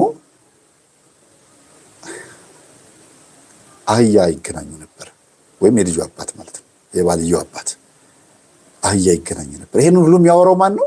መንፈሱ ነው የሚያወራው። ገጠር ላይ አህያ በመገናኘት አለማምደነው ነው።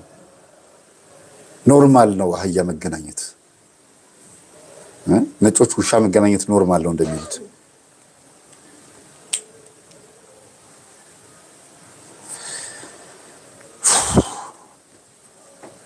መዝሙር ልክፈት።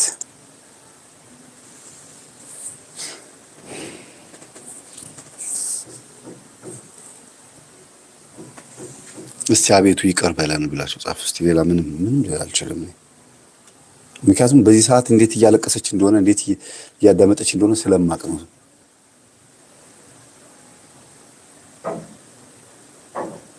እና ኢሞጂ አትላኩ። የሚያለቀስ ኢሞጂ ስትልኩ ዩቲዩቡ እንትን ይልብኛል፣ ላይቭን ይዘጋብኛል።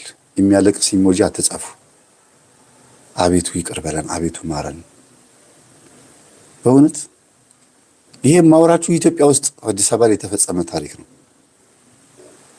የትም ሀገር ያላችሁ ሰዎች እንዴት ይሄን ያክል ስር ሰዶ ሄደ ልትሉ ይችላላችሁ። ማህበራዊ ሚዲያ በዚህ ሁሉ የዳረገን ጉደኞቹ ደብተራዎች። ሀብታም መሆን የምትፈልግ ከሆነ እናትህን ተገናኛለሁ።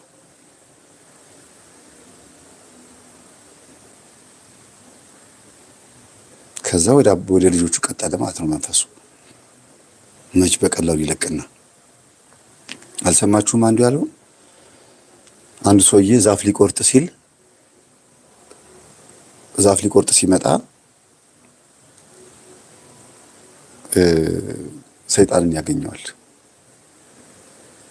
እና ብር ለብሎ ዛፉ የምትቆርጠው ሲሉ ሀብትና ንብረት እፈልጋለሁ ሲሉ ይመስለኛል እኔ እሰጥሃለሁ ይለዋል። እና ይሄን ዛፍ አትቆርጥብኝ፣ የኔ ዛፍ ነው፣ እኔ ከፈለክ ብር እንሰጥሃለሁ ይለዋል። ከዛ ገንዘቡ ሲያልቅብህ እየመጣህ ከኔ ትወስዳለህ ይለዋል። እሺ ብሎ በሚቀጥለው ጊዜ ገንዘቡ አልቆበት ሲመጣ ሰይጣንን ያጠዋል። ከዛ ዛፉን ሊቆርጥ ሲል ሰይጣኑ ይመታውና ይወድቃል።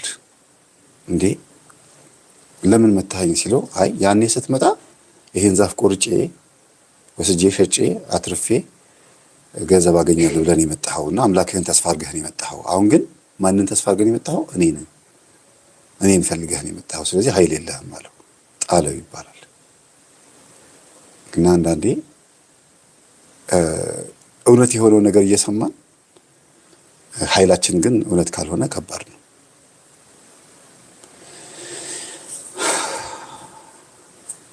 ድምፅ የለም። ኧረ አለ።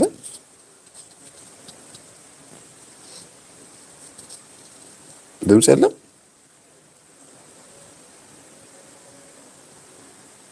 ሰላም። እሺ ድምፅ የለም ብላችሁ የምትጽፉ ሰዎች ስልካችሁን ቼክ አድርጉ። እሺ ስጦታ የሰጣችሁ ሰዎች አመሰግናለሁ። እግዚአብሔር አክብርልኝ፣ እግዚአብሔር ይስጥልኝ። ተባረኩ። በወጣ ይተካብያለሁ። $1.5 ተሰጥቶኛል። እግዚአብሔር ይስጥልኝ። ትንሽ ራሴ ላረጋጋ ብዬ ነው። እሺ እኔ እንባዋ ስለታየኝ ነው። እናትየዋ ከሰውየው ይልቅ ሚስትየዋ በጣም ከዛ የፈዘዘችበትን ዓመት ያክል ያልነቃችበትን ዓመት ያክል አሁን ደግሞ ሌላ ማነስ ደግሞ ስታዩ በጣም ያሳዝናልና እሷ ነች የምትታየኝ። እኔ ኦልሬዲ እኮ ብዙ ነገር ነው ዳሜጅ የሆነ ቤተሰቦች፣ ቀላል አይደለም እኮ።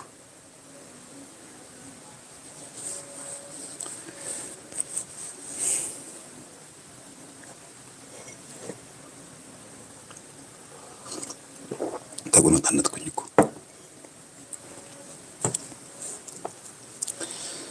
ከዛ የት ሄድሽ ብሎ ሲላት ክፍለ ሀገር ወጥቼ ነው ለስራ እመጣለሁ በዩ ብለን እንደምንም ብላ ድምጿ እንድታሰማው አደረግን። እንደምንም አምሽቼ ሁሉ በራይድ እየመጣሁኝ እስከ ማታ ድረስ ተነስቼ ካልገደልኩ እያለች እያስቸገረች እና ያለን አማራጭ በሩ መቆለፍ ነው። በሩ እንዳትሰብረው ሌላ ዘመዷን አንድ ወንድ አስጠርታ አብሯት እንዲሆን እንዲያግዛት። ልጆቿም ተረበሹ። ልጆቿ ደግሞ ሌላ ነገር እንዳይሰሙ ደግሞ ብላ ደግሞ ጎረቤት ያስቀመጠቻቸው እና እንደምንም ብለን ጸበልም እንድትሄድ ተደርጎ መንፈሱ ታሰረ። ኦልሬዲ ማሳር ነው፣ ቀላል ነው። የወደቀን ሰይጣን መያዝ አይከብድም። ሰው መርዳት ግን በጣም ከባድ ነው። እሺ ሰው ማጽናናት በጣም ከባድ ነው። እንዲያውም ሰይጣንን ስታስሩት ይታሰራል። አባ ግርማ ሲያስተምሩ አልሰማችሁ? መመገማ እድሜያቸውን ያስረዝምልን። ምንድን ያሉት? ሰይጣንን በኢየሱስ ክርስቶስ ስም ስትሉት ይያዛል። ሰውን በምንድን ነው የምንይዘው? አይደለም ሰው በምን ይያዛል? እናንተ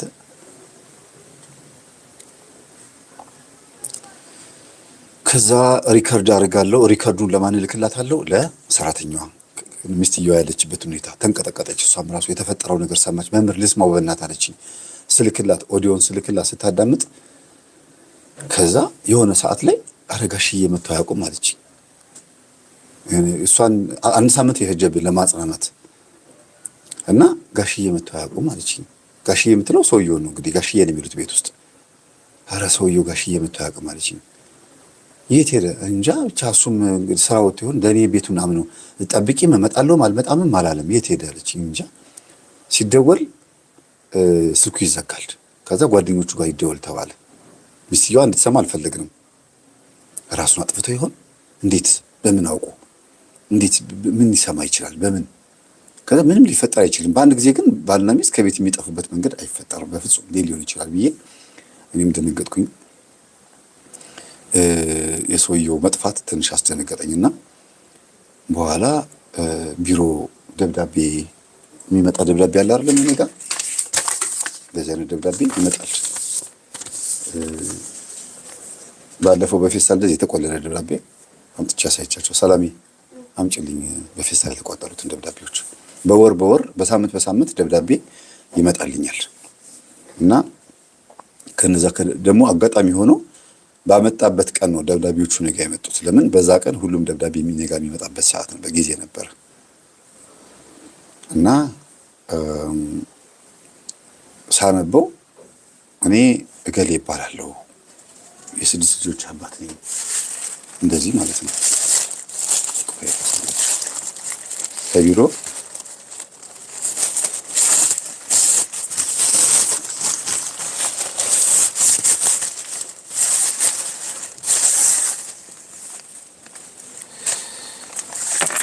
ይኸውላችሁ እኔ ተልኮልኝ ነው መሰለኝ።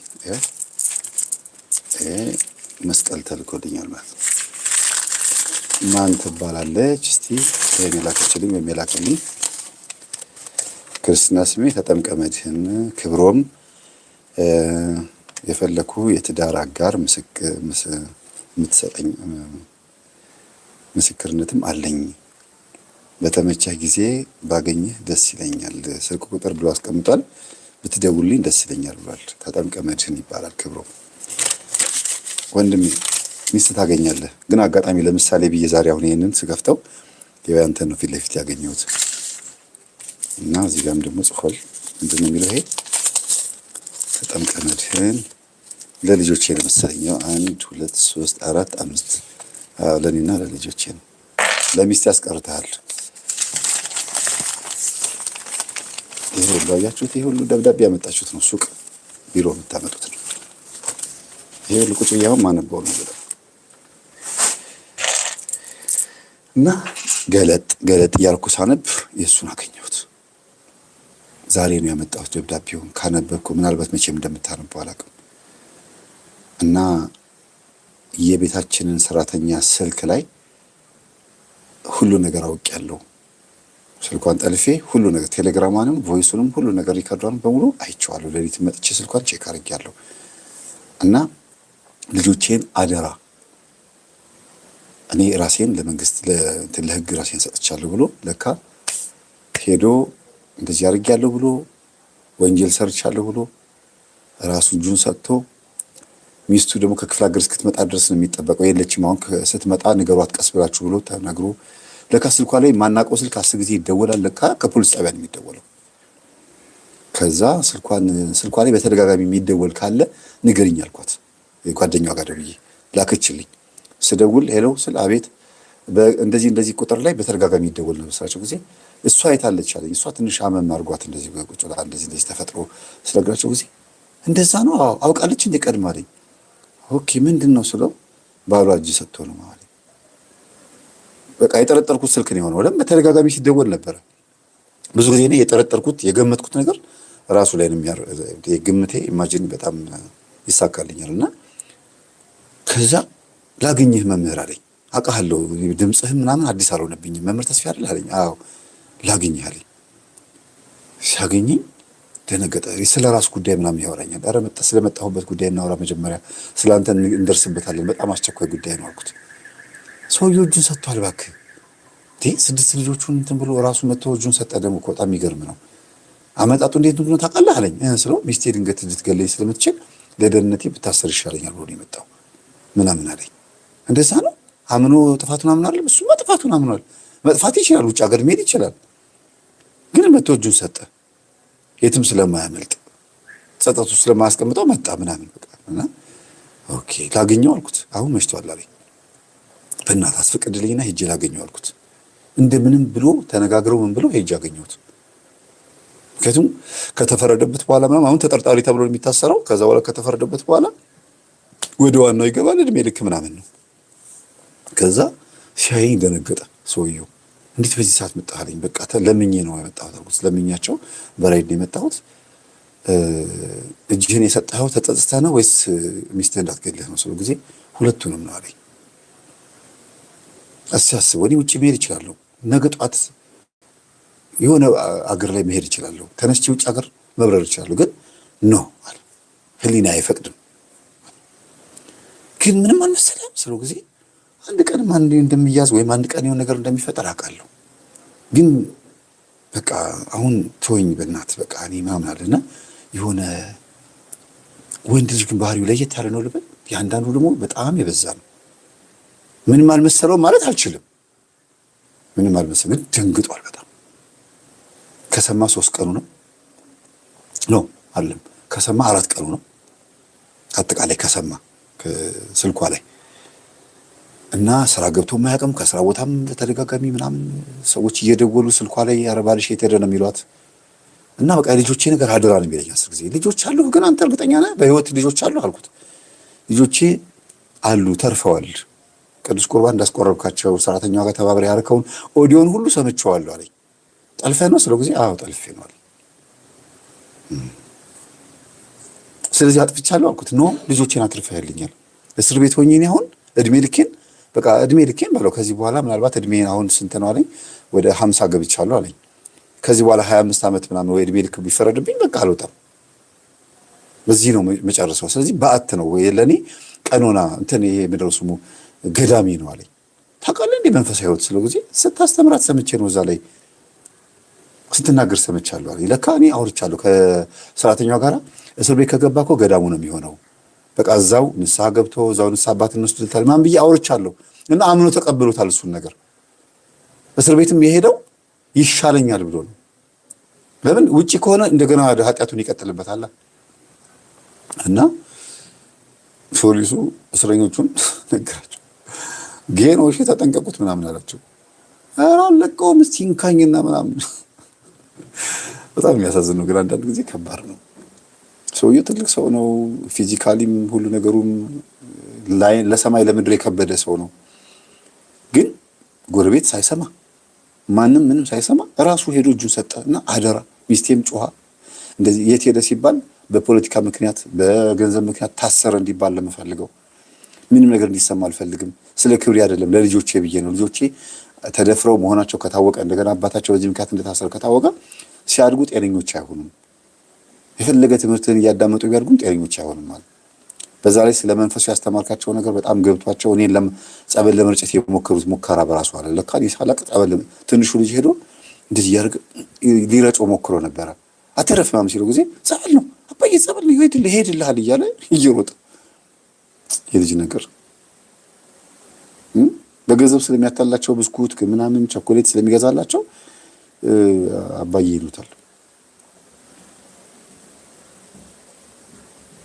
እና ልጆቼ የሚለው ነገር ትንሽ አናዶኝ ነበር። በዛ ሰዓት ደግሞ ልጆቼ ይላል ምናምን የሚል ስሜት አድሮብኝ ነበርና በድንጋጤ ከላዩ ላይ የሆነ ነገር ግፍፍ ያለ ይመስለኛል እና በተደጋጋሚ እስር ቤት እየሄድኩኝ ልጠይቀው ይፈልጋል። መምህርን ጥሩልኝ ይላል። ንስሐ አባት አምጣልኝ አለኝ። አመጣሁለት። ከዛ ሚስትየዋ ጋር ሄድኩኝና የተፈጠረውን ኦዲዮ ምናምን በሙሉ አምጥቼ ይኸው ባልሽ እጁን አስረክቧል አልኳት። ነው የምትለው። በቃ ብዙ አትመልስም። ሾቃለች። ድንጋጤ ታውቃላችሁ። በቃ በቆም የሞተ በቃ እንደዛ ሆነ። አሳዘነችኝ። ዜሮን የገባችሁ ታውቃላችሁ። ልጆቹ መጥተው ሲጠመጠሙባት ሲያቅፏት ምን ሲሏት እማይ አለሽ የት ሄደሽ ነው?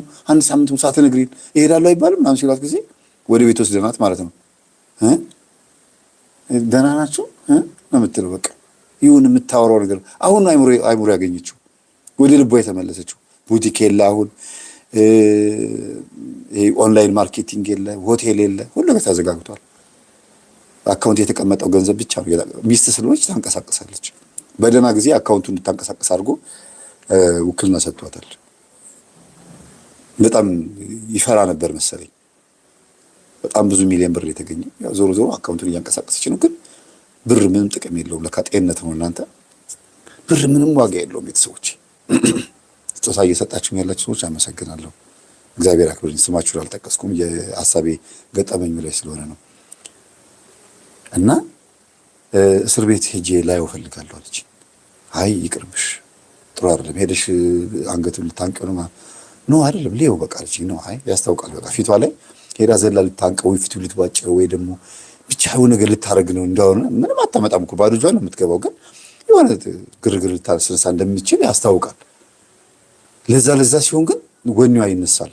ልክ እኛ ሌላ ነገር ስናወራት ግን ድንግዝ ትላለች። በቃ የሆነ ፍዝዝ ትላለች። መልሳ አለሽ ሳ ጊዜ አለው ትላለች። ጸበል ሊድ እሺ፣ ግቢ እሺ፣ በዚህ ውጪ እንበላ በቃ መታዘዝ እና ከሰይጣኑ ይልቅ አይምሯን የተጎዳው አልኩኝ እኔ። ስለዚህ የሆነ ሕክምና ያስፈልጋታል ብዬ ሕክምና ስትሄድ እንኳን ቶሎ አመጣሃት አለኝ። በእርግጥ ጸበል አይምሮንም ያስተካክላል እኮ ሰይጣን ብቻ ለሚይዘው አይደል እንዴ? ግን በሕክምና ማመንም አለ ያስፈልጋል። አንዳንድ ጊዜ እኮ ጥሩ ነው እንደዚያ ነገር። ከዛ ትሪት አደረጋት ዶክተሩ። በጣም አሪፍ አድርጎ አከማት። ወደ አይምሮዋ ከ15 ቀን በኋላ ወደ ቀደመ ማንነቷ ተመለሰች። ግን የሞተ ሚስት፣ የሞተ እናት፣ የሞተ ስብዕና፣ ሞራል ያጣ ራሷን ልታጠፋ ብዙ ጊዜ ሞከረች። ልጆችስ ገመድ አንገቷ ላይ ታደርግና ገመድ አንገቷ ላይ አድርጋ ትደውልልኛለች። መምህር የራሴን ላጠፋ ገመድ አንገቴ ውስጥ ነው። ለምን ደውልሽልኝ ታዲያ? ታጠፊም ነበረ ስላት ልጆቼ ትለኛለች። እኮ አታረጊም። እኔ ጋር የደወልሽ እኮ መጥቼ እንዳተርፍሽ ነው አይደለ? ልጆች የሚባሉ ነገሮች አሉ። አንቺ ራስ ወዳድ ነሽ ማለት ነው። ራስ ወዳድ ስለሆንሽ ነው ራስሽ የምታጠፊው እንጂ ባሌ እንዴት እንደዚህ ያደርግብኛል፣ ልጆቼ እንዴት ተደፈሩ ምናምን ብለሽ ባታስቢ ኖሮ፣ ልጆቼ ነገ ከነገ ወዲያ ምን ይኖራሉ ብለሽ ብታስቢ ኖሮ እንኳን ራስ ማጥፋት ቀርቶ አንድ የሆነ እንደዚህ አንቺ ላይ የሚታየው ስሜት አንድ እንኳን አታሳይም። ስሜትሽን ትደብቂና ልጆችሽን ትሪት ታደርጊ ነበር አልኳት። እዛው አንገቷ ውስጥ እንዳለ ገመዱ በቆመችበት ለ30 ደቂቃ ያክል አዋራኋት። እስቲ ራስሽን ፎቶ አንስተሽ ላኪልኝ አልኳት። እንደዚያ ጋር ራሷን ፎቶ አስተላከችልኝ። ገመዱ አንገቷ ውስጥ ነው ያለው። በይውልቅ አርጊያት አልኳት።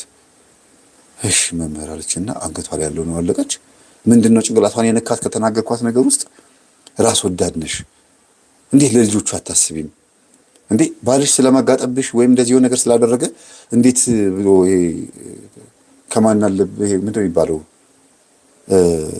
ለራሷ ብቻ አስባ ነገ ከነገ ወዲያ እነዚህ ልጆች ምን ይሆናሉ? ይሙቱ፣ ይረሸኑ፣ ምንድነው የፈረድሽባቸው ብዬ ያልኳት ነገር በጣም ተሰምቷታል። እና ለማን ለቤት ሰራተኛ ነው ተሻቸው የምትሞቹ? ገንዘቡ ለማን ሊሆን ነው? ባንክ እንዲዘርፈው ነው ወይም ደግሞ ምን እንዲያደርገው ነው? እንዴት ነው ፕሮግራም ሳታስይዥ ቦታ ሲይዘሽ እንኳን ብትሞቺ ምን አለበት ምናምን ብዬ ቀለድ እያደረኩኝ ማለት ነው። ከዛ እሺ ብላ ገመዱን አወለቀችው። ከዛ እኔ ደግሞ ያለሁበት ሁኔታ ልንገርሽ አልኳት። እስቲ ፎቶ አንስተህ ላክልኝ አለችኝ። ድምጿ ትንሽ ሲጽናናልኝ ማለት ነው። እንደዚህ አድርጌ ፎቶ አንስቼ ከዛ ምንድነው ፊት አለችኝ። ላብ ጥምቅ አድርጎኛል፣ ደንግጫለሁ። እኔ እኮ አንደበቴ ነው እንጂ ልስልስ ብሎ የሚያወራት እግዚአብሔር ሆይ ቅዱስ ሩፋኤል ስዕል ፊት ተንበርክኬ ማለት ነው። አጠገቤ ጸሎት ክፍሌ ማለት ነው። ቅዱስ ሩፋኤል ጋር እኮ በቃ እያወራሁኝ ገመዱን ከአንገቷ እንድታወጣው ሂድና ራስ አስወጣት በእጇ ላይ አድርህ እያልኩኝ በጣም ተጨንቄያለሁ። በቃ ለምን አንገቷ ውስጥ አስገብተዋለች። ድንገት ጠረጴዛው ዝርጥጥ ካለ ተዘናግታ ምናምን የሆነ ነገር ከሆነች አስቡት። ምናምን ብለህ ስትወራጭ የሆነ ነገር እንኳን ቢሆን ሞተች ማለት ነው። ከዛ በጥሪያት ሰራተኛዋን አልኳት። ከዛ ጮክ ብለሽ ጥሪያት አልኳት። ጠራቻት። ከዛ አውርጅኝ አልቻት። እትዬ ምን ልታረጊ ነው? ከዛ ገመድ ውስጥ ታየው። ኧረ ወይኔ ለመምህር ተስፋዬ ደውዬ እነግረዋለሁ አለች። ይኸው ያናግሪው እሱ ነው የሚያናግረኝ። አየለው ደውሎልሽ ነው? እኔ ራሴ ደውዬለት ነው። ደውለሽለት ከሆነማ መታነቅ አትፈልጊም አውቀሽ ነው ማለት ነው። ካሁን በኋላ አልፈራልሽም አልደነግጥልሽም ትላታለች። ራስሽ ደውለሽ ከሆነ መሞት አትፈልጊም ማለት ነው። ነፍስ አይደል ያስኩት ምናምን ታዲያ ሁለት ያወራሉ ይሰማኛል እዛ ውስጥ። ግን የነፍስ ነገር ሆኖ ነው እንጂ ራስሽን አጥፊ አጥፊ የሚላት መንፈስ አለ። ግን የነፍስ ነገር ሆነባት። የልጆቿ ምን ሳይሆን የነፍስ ነገር። ልጆቿንማ ትታቸው በቃ ልትታነቅ ነበር። እና አሁን በዚህ ሁኔታ ላይ ያለ ነው። ራሱ እጁን ሰጠ። ዶክተሩንም ደውዬ ራሱ እጁን እንደሰጠ ነገርኩት። ሄደን አየነው። ያው እንግዲህ እድሜ ልክ ነው ማለት ነው ፍርዱ። ምክንያቱም ቀላል አይደለም። ልጆቹ ትሪት ተደርገዋል፣ ፍርዱም ተፈርደዋል። እኔ በዚህ መካከል እንዴት እንደተጨነኩኝ አስቡ። በጣም ከባድ ጭንቀት ውስጥ ነው የነበርኩት ቤተሰቦቼ። በአንዱ ገጠመኝ ብቻ ግማሽ ሰዓት ሄድኩኝ እኮ። ከዚህ በኋላ የቀረኝ 1 ሰዓት ከ10 ደቂቃ ነው አይደለም? እንዴት ሁለት ገጠመኝ ይጨርሳሉ ከዚህ በኋላ? አዎ እቴ ራስሽን ስላጽናናሽ በጣም ደስ ብሎኛል። በርቺ፣ አይዞሽ። ዛሬ ላይ የታችን በጣም ጠንክራለች። አሁን በርትታለች። በጣም በጣም ጥሩ ሰው ሆናለች። ቆራቢም ናት። ልጆቿ ውስጥ ታስቆርባለች፣ ትጾማለች፣ ትጸልያለች። ሴትዮዋ እናትየዋ ጋር ሄዳ ቤቱን በርግዳ ገብታ የቅዱስ ሩፋኤልን ያው የምትወደው ሩፋኤልን ነው ሰራተኛዋ ማለት ነው። የቅዱስ ሩፋኤልን ጸበል ሴትዮዋ ቡና እየጠጡ ደርሳባቸው ቡናውን በጸበል አጥለቀለቀችባቸው። የተፈጠረ ነገር የለም። በእርግጥ ግን ማለት የጮኸ ሰይጣን የለም። ዝም ብሎ መጮህ የለም። ምክንያቱም ሲመጡ ያውቃል ሰይጣን ደንግጦ ሊሄድ ይችላል። ገና በርግዳ ስትመጣ መጣችልሽ እየተባባሉ መናፍሶቹ ጥግ ይዘዋል መሰለኝ እና ከስሻለሁ ምን አባሽ ነው ያልኩሽ ምናምን እያሉ እና በምን እንደታሰረ ያውቃሉ። ግን ልታሳስራቸው ልትገላቸው የመጣች መስሏቸዋል። ጸበል ልረጭሽ የመጣሁት እኔ እንዳንቺ አይደለሁም እንደ ልጅሽ አይደለሁም ብላ ለምን ሴትዮዋ ቡና እያፈላች ነው እየካደመች ነው ሆነ እና ሄደን እንቃወመው። መምህር ተስፋዬ ተቃውሙት ይላል አይደል? ሄደን እንቃወመው መንፈሱን። ሄደን ቡናው ላይ ጸበሉን እናርከፍክፈውና ከዛን ቀን ጀምሮ የምትረግመው እርግማን የምትልከው ነገር በሙሉ አይመጣብንም ብላ አስባለች። በግጥም እግዚአብሔር ረድቷት ይኸው እስካሁን ድረስ ሰላም ይቻለች። ሴትዮዋም ታሞ ተኝተዋል። ከዛን ጊዜ ጀምሮ ያው አጅሬው ይሆናል፣ ሌላ ማን ይሆናል? የልጃቸው መታሰር እድሜ ልክ መፈረድ አስደንግጧቸው ነው የሚባለው። ግን እያወቁ ማማ ይሄን ትምህርት እያዩ ከሆነ ዛሬ ደውለሽ ንገሪያቸው ብያታለሁ። ደግሞ እኮ ዘመናዊ ሴትዮ ናቸው ታውቃላችሁ። የሀብታም ቤተሰብ ውስጥ ያሉ አሮጊት ሆኖ ሊፕስቲክ የሚቀቡ አሮጊት ሆኖ አርገው ምናምን ተቀባብተው በጣም ጃጅተው ፀጉራቸውን ተተክሶ ምናምን ቦርሳ ይዘው የሚሉ እንደዛ አይነት ነገር ናቸው። በጣም አርጅተዋል። እንግዲህ ራስን መጠበቅ ችግር የለውም። ግን አርጅተው ሰው ሊፕስቲክ እስቲ አሁን ምን ይባላል? ቆዳ ተሸብሽቦ አንገት ተቆርጦ ስለ ፀጉር አበጣጠር እንደመጨነቅ ማለት ነው። ቆዳ ተሸብሽቦ ሊፕስቲኩን አለቅም ምን ማለት ነው? ሰው አይደለም አርጅቶ እንደው መንፈሳዊ ሕይወት ከገባው እንኳን ያቆማል አይደል? እና እኔ ሴትዮዋን ለማናገር ሲሄድ ዘበኛ ቀጥረው ነበር። ድጋሚ እንደዛ እንዳትመጣባቸው ዘበኛ ቀጥረው ነበርና ማማን ላናገራቸው ነው ጊዜ አንተ አይደለም እንደ ልጃቸውን ያሳሰርከው አለኝ። ኧረ ራሱ ነው እጁን ሄዶ የሰጠው አልኩት። ይኸው ከፈለክ ስማ አልኩትና ቆሞ ሰማና የሆነ ሆነ አትገባም አለኝ። ታዲያ 20 ደቂቃ ሙሉ ካዳመጥክ በኋላ ታዲያ ጉዱን ልስማ ብዬ ነው አይሰውየው አለኝ። እሺ ሴትዮዋን ንስሐ እንዲገቡ ልነግራቸው ብቻ ነው ሌላ ምንም አላደርግም አልኩት። እንዲህ እላለሁ ብትል ውልፍት እላለሁ ብትል እግርን ነው መቀለጥም አለኝ። ለማንኛውም እኔ የቤተክርስቲያን መምህር ነኝ። መምህር ተስፋዬ ይባላል። ሰው ጊዜ ያ ነው እንዴ አለኝ። አዎ አልኩት። ታዲያ ምን ነው ዝም አልከኝ? በልበል ናገባለኝና ይዞኝ ገባ። ምንም መታወቂያ ምናምን አላለኝም። ከዛ ገባል። ቁጭ አልን። ማዘር አልኳቸው። አቤት። ንስሐ አይገቡም፣ አይበቃዎትም፣ ልጆት እድሜ ልክ ታሰረ፣ አይበቃዎትም። ጊዜ እናንተ ናችሁ አልተባብራችሁ ያሳሰራችሁት አሉ።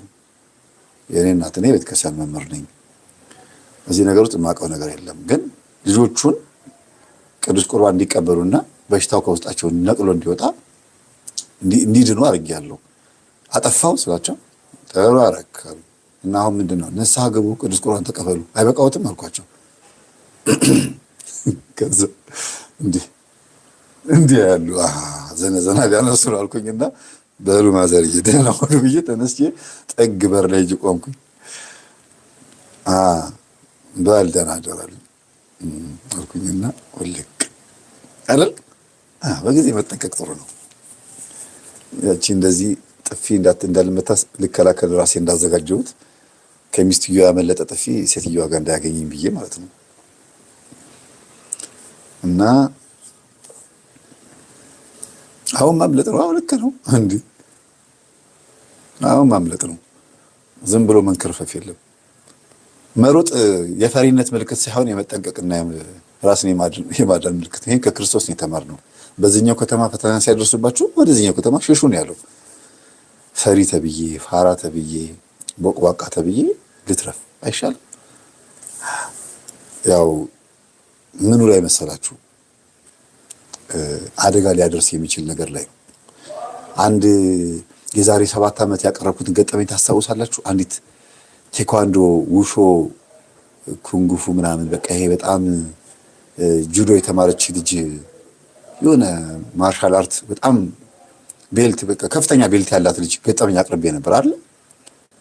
ከዚህ በኋላ እግዚአብሔር ሆይ ሰው አልመታም፣ ማንንም አልማታም፣ በቃ እኔ እኮ ሰዎች እኮ ነገር እየፈለጉኝ ነው ምናምን ብላ ንስሐ ገባች። ትምህርታችን አዳምጣ ሱሪ መልበስ አቁማ ቀሚስ ለበሰች እና ገዳም ሱባኤ ለመያዝ ሄደች። ታስታውሳላችሁ? ይሄን አታስታውሱም? ከዛ ቅርስ ሊዘርፉ ሲመጡ ተነሳባት፣ ቀሚሷን አውልቃ በቆምጣ ሰው አልመታም ያልኩት እኮ እንዲህ አይነቱን አይደለም አለችና እዛ ሌሊት ካህናት ሲንጫጩ ሰምታ ምንድነው ሲባል ቅርስ ሊዘርፉ መተው እያዘች በቴስታ ጠቅለል እያደረገች ይሄን እንደው ፊልም ቢሆን ደስ ይለኝ ነበረ። በቃ ልጅቷ በፍጹም ሰው መማታት አልፈልግም ብላ ንስሐ ገብታለች እኮ ስጋው ደም ተቀብላ ምናምን በቃ እና ሱባኤ ለመያዝ ገዳም ሄደች ልጅ ነች። እና እዛ ቤተክርስቲያን የሚፈልጉት የሆነ ወርቅ ምናምን የሆነ ንዋየ ቅድሳት ይኖራል እንግዲህ የጥንት ዕቃ ሲመጡ የዛ አንድ ስትመታቸው ራሳቸውን ሲስቱ ከዛፍ ጋር ታስረዋለች በራሱ ልብስ ሹራቡን እያወለቀች ከዛን ተመልሶ እኮ እንዳያገኟት እኮ ነው እንዳይመቷት አስራ ከዛፍ ጋር የሚቀጥለው ጋር ትሄዳለች። ደግሞ እንዴት ያገኟት? እንዴት ይምቷት? ጠቅልላ አንዳንዴ ዱላ ለካ በቦታው ደስ ይላል፣ ያምራል። ቅዱሳን አባቶቻችንም ምን ብዬ ስናገር ሰምታለች? ታቦት ተሸክመው ጦርነት ይሄዱ ነበረ እና እንዲያሸንፉ ማን ይረዳቸው ነበረ? ታቦቱ አይደለ? ስለዚህ ሙሴም ታቦት ተሸክሞ ያሸንፍ ነበር። ኢትዮጵያውያንም ታቦት ተሸክመው አድዋን ድል አድርገዋል። አንዳንድ ጊዜ ለካ ጥፊም ለቤተ ክርስቲያን ጥሩ ነው፣ እንደዚህ ለመጠበቅ ለካ ጥሩ ነው ብላ እንዴት እየጠቀለለች እንደምጥላቸው እና እንደዚህ አድርጋ የተጠቀመች ልጅ አለችና አንዳንድ ጊዜ ማጅራት አገር የምናወጣት ያው ኢጎ አትባልም፣ ግን ኃይለኝነት አይደል? ለክፉ ቀን የምትቀመጥ ያው ሰይጣን ባይሆንም ኃይለኝነት ሰይጣንን አታምጣው እንደሚባለው አይደለም።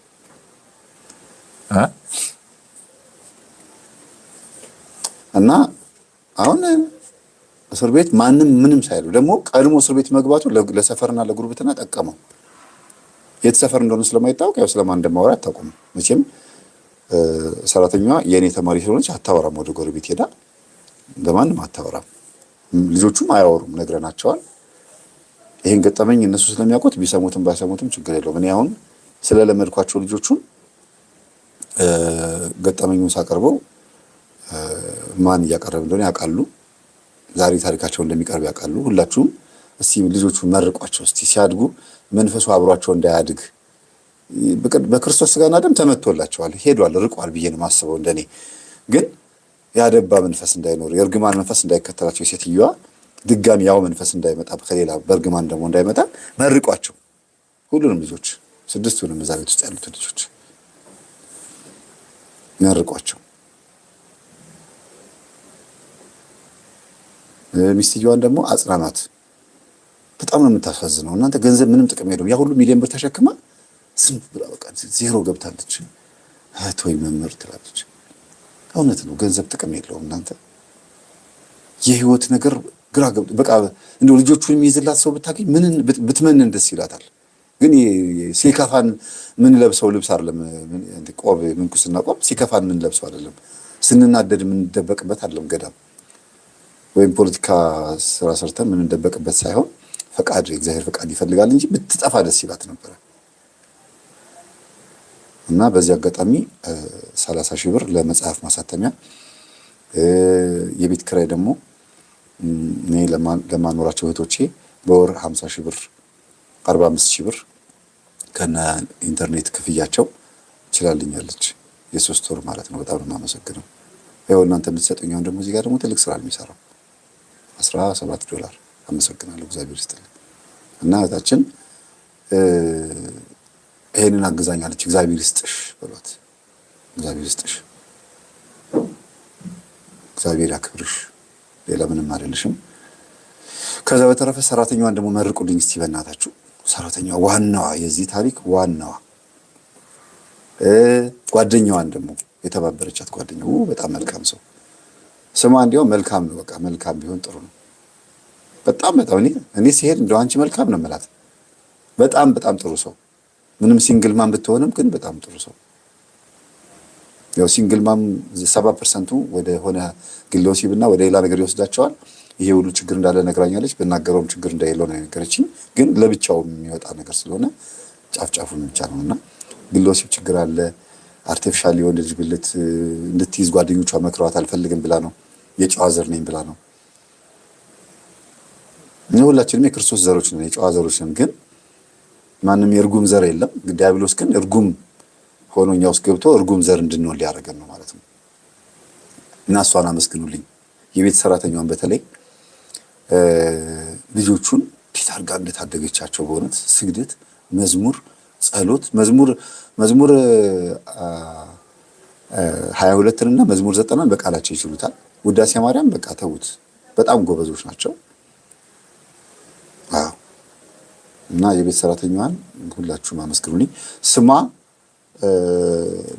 ወለተ ጊዮርጊስ ነው። ወለተ ጊዮርጊስ፣ አዎ ልክ ነው፣ ወለተ ጊዮርጊስ ነው። አባቷን ከሞት ስላተረፈላትና አባቷ ኃይለ ወልደ ሩፋኤል ስለሆነ የአባቷ ክርስትና ስም ወልደ ሩፋኤል ብሎ አባቷ አንድ ቀን ጸልዮ ጸሎቱ ሳይሰምርለት ቀርቶ አያውቅምና ቅዱስ ሩፋኤል በጣም ትወደዋለች። እግዚአብሔር ይስጥልኝ። የምትሰጡኝ ሰዎች በጣም ነው የማመሰግነው። እግዚአብሔር ያክብርልኝ። እግዚአብሔር ይስጥልኝ። እንደው ሌላ ገጠመኝ ነግሬያችሁ ይሄኛውን እንዳትረሱት። ይቅርብኝ መሰለኝ 3 ገጠመኝ ብያልኩትን ይቅርታ አድርጉልኝ። በቃ አንድ ገጠመኝ ብቻ ይቀጥል አይደል? አዎ። ለምን ይሄንን እርስት አድርጋችሁት ደግሞ ሌላ ገጠመኝ ብነግራችሁ ወዲያው የሚረሳ ይሆንባችኋል እና ስሜቱ እናንተ ውስጥ ሆኖ እንድትጸልዩ አሁን ከኔ እንደተለያችሁ ከገጠመኝ እንደወጣችሁ ምንድነው ማድረግ ያለባችሁ? ጸልዩ እስቲ ለኢትዮጵያ ሕዝብ። ለደብተራ ደግሞ ልብ ስጠው። በቃ ሌላ ምን እንበል? መቼም አጥፋቸው፣ ቀሰፋቸው፣ ግደላቸው አንልም። ልብ ስጣቸው እንበል። ይሄን ሁሉ እኮ የሚያበላሸው ደብተራ ነው። እናንተ ራሱ ደብተራው ሰዶማዊ ነው ማለት ነው እኮ። ከኔ ጋር እንተኛ ሳይለው ይቀራል። ከኔ ጋር እንተኛ ደብተራው ራሱ ሰውየው ከኔ ጋር እንተኛ ብሎትም ሊሆን ይችላል። አዎ። ነገ ቅዳሜ ነው። ነገ አልገባም። ቅዳሜ የልጆቼ ነው። ልጆቼ ከሰኞ እስከ ዓርብ ጊዜ ሰጣቸውም እና እናንተ ጋር ስል ወይም ስሮጥ ብለው ሲል ለልጆቼ ጊዜ ስለማልሰጥ ቅዳሜ አይነካብኝም። ባለፈው ራሱ በጣም የተንጫጩብኝ። እሁድ ይቅርብን ያላችሁት ይቅርብን አሉ። አይምሯችሁ መሸከም አቃተው መሰለኝ። አይዟችሁ፣ እንዳሁኑ ከባድ አይደለም። እግዚኦ የሚያስብል ቢሆንም ግን ከባድ አይደለም። የታሪክ ቀላል የለውም። ሁሉም ሰው የሚነበብ መጽሐፍ ነው። ሌላው እስር ቤት ሆኖ እየጸለየ እየሰገደን ያለው የሚለውን ነገር ስሰማ ደግሞ ጥሩ ነው፣ ደስ ይላል። እስቲ እንግዲህ እግዚአብሔር ይርዳው። ሌላ ምን እንላለን? በቃ እድሜ ልክ ከተፈረደ ተፈረደ ነው፣ አይወጣም። አመክሮ ምናምን አያስፈልግም፣ እዛው ይጨርስ። በእውነት አሁን ልጆቹ አባታቸውን እንዲረሱ ምን እንደሚደረግ ቶሎ ማግባት አለባት አይደል? እሷም እንድትረሳ እንዲያውም ይሄን ሄጄ አሳምነዋለሁ። በቃ ሚስትን እንድታገባ ነግሬያታለሁ ነው የምለው። ምንም አያስፈልግም። ቶሎ ማግባት አለባት። ግድ የለሽም የኔ እህት። እስቲ ሁላችሁም ምከሯት። ወይ ታግባ ወይ ደግሞ ታላቅ ወንድሟ ይምጣና ወይም አንድ መንፈሳዊ ወንድም አላት ጥሩ ሰው የኛ ትምህርት የሚከታተል እንደ አባት ሆኖ እዛ ቤት ውስጥ ልጆቹን ወንድ እንዲሸት። ወንድ የሌለበት ቤት በጣም ከባድ ነው ታውቃላችሁ። ከባድ ነው። ራሳቸውን የሚያሳድጉ የጎረቤት ወንዶች ወይም አንዳንድ ዘመድ ምናምን ካልመጣ በስተቀር ከባድ ነው። ተጽዕኖ ይፈጥራል። መጥፎ ባይሆንም ተጽዕኖ ይፈጥራል። የአባትነትን የወንድነትን ስሜት ሳያይ የሚያድጉ ሴቶችና ወንዶች በዛሬ ላይ ሚዲያ ላይ ትንሽ አንዳንድ ነገሮች ችግሮች አሉ የሚባለው ትንሽ በተወሰነ መልኩ እውነት አለው እና ብታገባስ እስቲ ምከሯት። የኔ እናት እየጻፈች ነው። እስቲ ምከሯት በእናታችሁ። እኔ ታግባ ነው የምለው። ታግባ። ከጓደኞቹ መካከል ጨዋ የሆነውን ከሱ ጓደኞች መልካም ሰው ይኖራል፣ አይጠፋም። ሰዶማ ያልሆነ አይገኝም ይሆን እንጂ ወይም ደግሞ የእኛን ትምህርት የሚያዳምጥም ሰው ከተገኘ እነዛ 4 ሚስቶች የተባሉት እንትኖቹ እውነት ነው ወይ ብዬ ጠይቀው አዎ ብሎኛል። እስር ቤት እውነት ነው እንደዚህ ስለዚህ አዎ ግን እንዴት እኮ ገርሞኛል። በህልም ሁሉ ነገር እንዴት ይታወቃል አለኝ። አዎ ይታወቃል በቃ አልኩት። ሳወራው ግን በጣም እየቀፈፈኝ ነው የማወራው። ሰውየውን ተጠይፊው አይደለም በቃ ማለት ምንም አልመሰለውም ነው የሚባለው። ድንጋጤ ብቻ ነው ያለበት እንጂ አያዝንም። ታውቃላችሁ አሁን አይደለም የሚሰማው። ግን ይሄ ሰው ከሆነ ወራት በኋላ መንፈሳዊ ሕይወት ሲገባው በጣም እየሰገደ ልቡ ሲከፈትለት ምናምን አስማ በጣም የሚነካው በጣም እና እታችን እንድታገባ ነው የምፈልገው እኔ። ታግባ አይደል? እድሜዋ ግን ወጣት ነው ደግሞ የሚገርማችሁ። አስቡት ልጆቹ እንግዲህ ገና ናቸው አይደል? ትልቁ ልጃቸው እንኳን 14 ነው 13 ዓመቱ ነው። ወጣት ሴት ነው ያገባው። እሱ እድሜው 50 ቢሆንም ወጣት ሴት ነው ያገባው። ስንት መሰለቻችሁ? ወደ 30 አሁን 35 34 ትሆናለች። ገና ነች አይደል? አንድ መድገም ሁሉ ትችላለች። መጽናኛ ማለት ነው መርሻ። የእውነት ግን ሌላ አግብቶ መጽናናት ይቻላል። አንዳንድ ጊዜ ከፈታችሁ ሴቶች ብቻችሁን አትቀመጡ፣ ግድ የላችሁ እንደምንም ብላችሁ ለሁለት ሁኑ። አይገኝም በብዛት ግን አስተምራችሁም እኮ መለወጥ ትችላላችሁ። ብቻችሁ ስትሆኑ በጣም ከባድ ነው። ለሴት ልጅ ብቸኝነት በጣም ከባድ ነው። ቤተሰቦች እንደምንም ብላችሁ አስተምራችሁም ያንን ሰው ትምህርት እንዲያዳምጥ አድርጋችሁም እንዲህ ምናምን አይኖር እንጂ ቦክስ ምናምን ጭቅጭቅ አይኖር እንጂ ባይጸልይም እንደው ሐሳብሽን የሚደግፍ ባልሆኖ ገብቶ ልጆችን የሚወድና ሐሳብሽን የሚደግፍ ከሆነ እኮ በቂ እኮ ነው። ባይጸልይም ባይሰግድም እንኳን ችግር የለውም የሚልሽ። አይ አሁን እኮ አይደለም አሁን እኮ አሁኑኑ ታግባ ሳይሆን ይሄን ታስብበት ነው። ተረጋጋ እያላችሁኝ ያላችሁት ግን እኔ እያልኩ ያለሁት ምንድነው በቃ ግዴታ ሌላ መግባት አለባት። ገጠመኙ ከተፈጸመ ትንሽ ቆየት ብሏል። አሁን ተጽናንታ እኮ ታሪኩን አስባ ነው እያለቀሰች ያለችው። ግን ማግባት አለባት ነው የሚለው። እኔ የእናንተን ሀሳብ መጻፍ ትችላላችሁ። አሳማኝ ነገር ሆኖ ካገኘኋት ለነገራት ያው እያነበበች ነው፣ ስክሪን ሪከርድ እያደረገች ነው። ሌላው ልጆቹን ተጽዕኖ ደርሶባቸዋል አልደረሰባቸው የሚለውን ትምህርት ቤት ለማጣራት ሄጄ ነበረ። አንድ መምህር አግኝቼ እንዴት ናቸው ምናምን እኔ አጎታቸው ነኝ ብዬ ዋሽቸው መምህሩን እንደዚህ ስለ ጊዜ እኔ ክፍል ያለው ልጅ ችግር የለበትም ዝም ነው የሚለው ግን ችግር የለበትም አለኝ። እሺ የሌሎቹን ወንድሞቹን መምህር አንጥራልኝ አልኩት።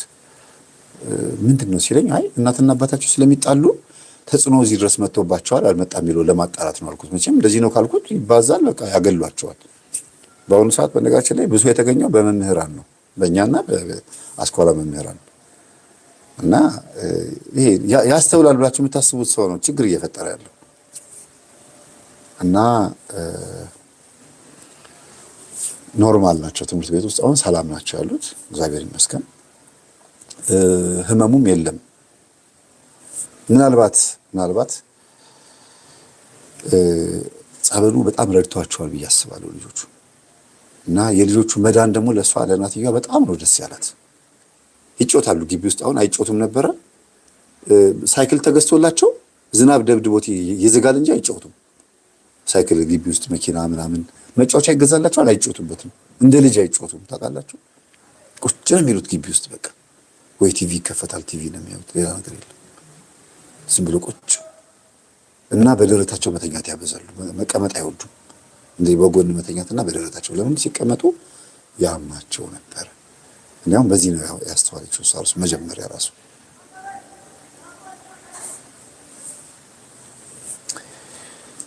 ታግባ እንደኔ ባታገባ። እሺ እስቲ ሌላ አዲስ ሀሳብ መጥቷል። እንደኔ ባታገባ እመርጣለሁ። ለልጆቹ ሙሉ ፍቅር እየሰጠች ቤተክርስቲያን እየሄደች ብቻዋን ብትኖር።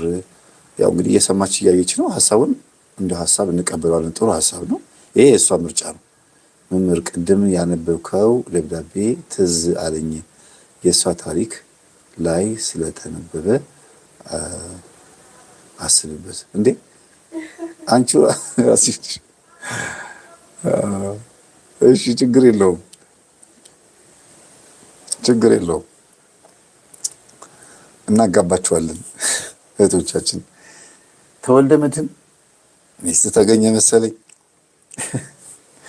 የታለች? ይሄ ነው ሚስት ሰላም ይፈልግ ተወልደ መድህን ነው። ማን ነበር ያልኩት? ክርስትና ስሙ ታዩ ሰላም። ቆይ እነሱ ይነግሩኛል ራሳቸው። ይሄኔ ተወልደ መድህን እያዳመጠኝ ነው እኮ የሚሆነው።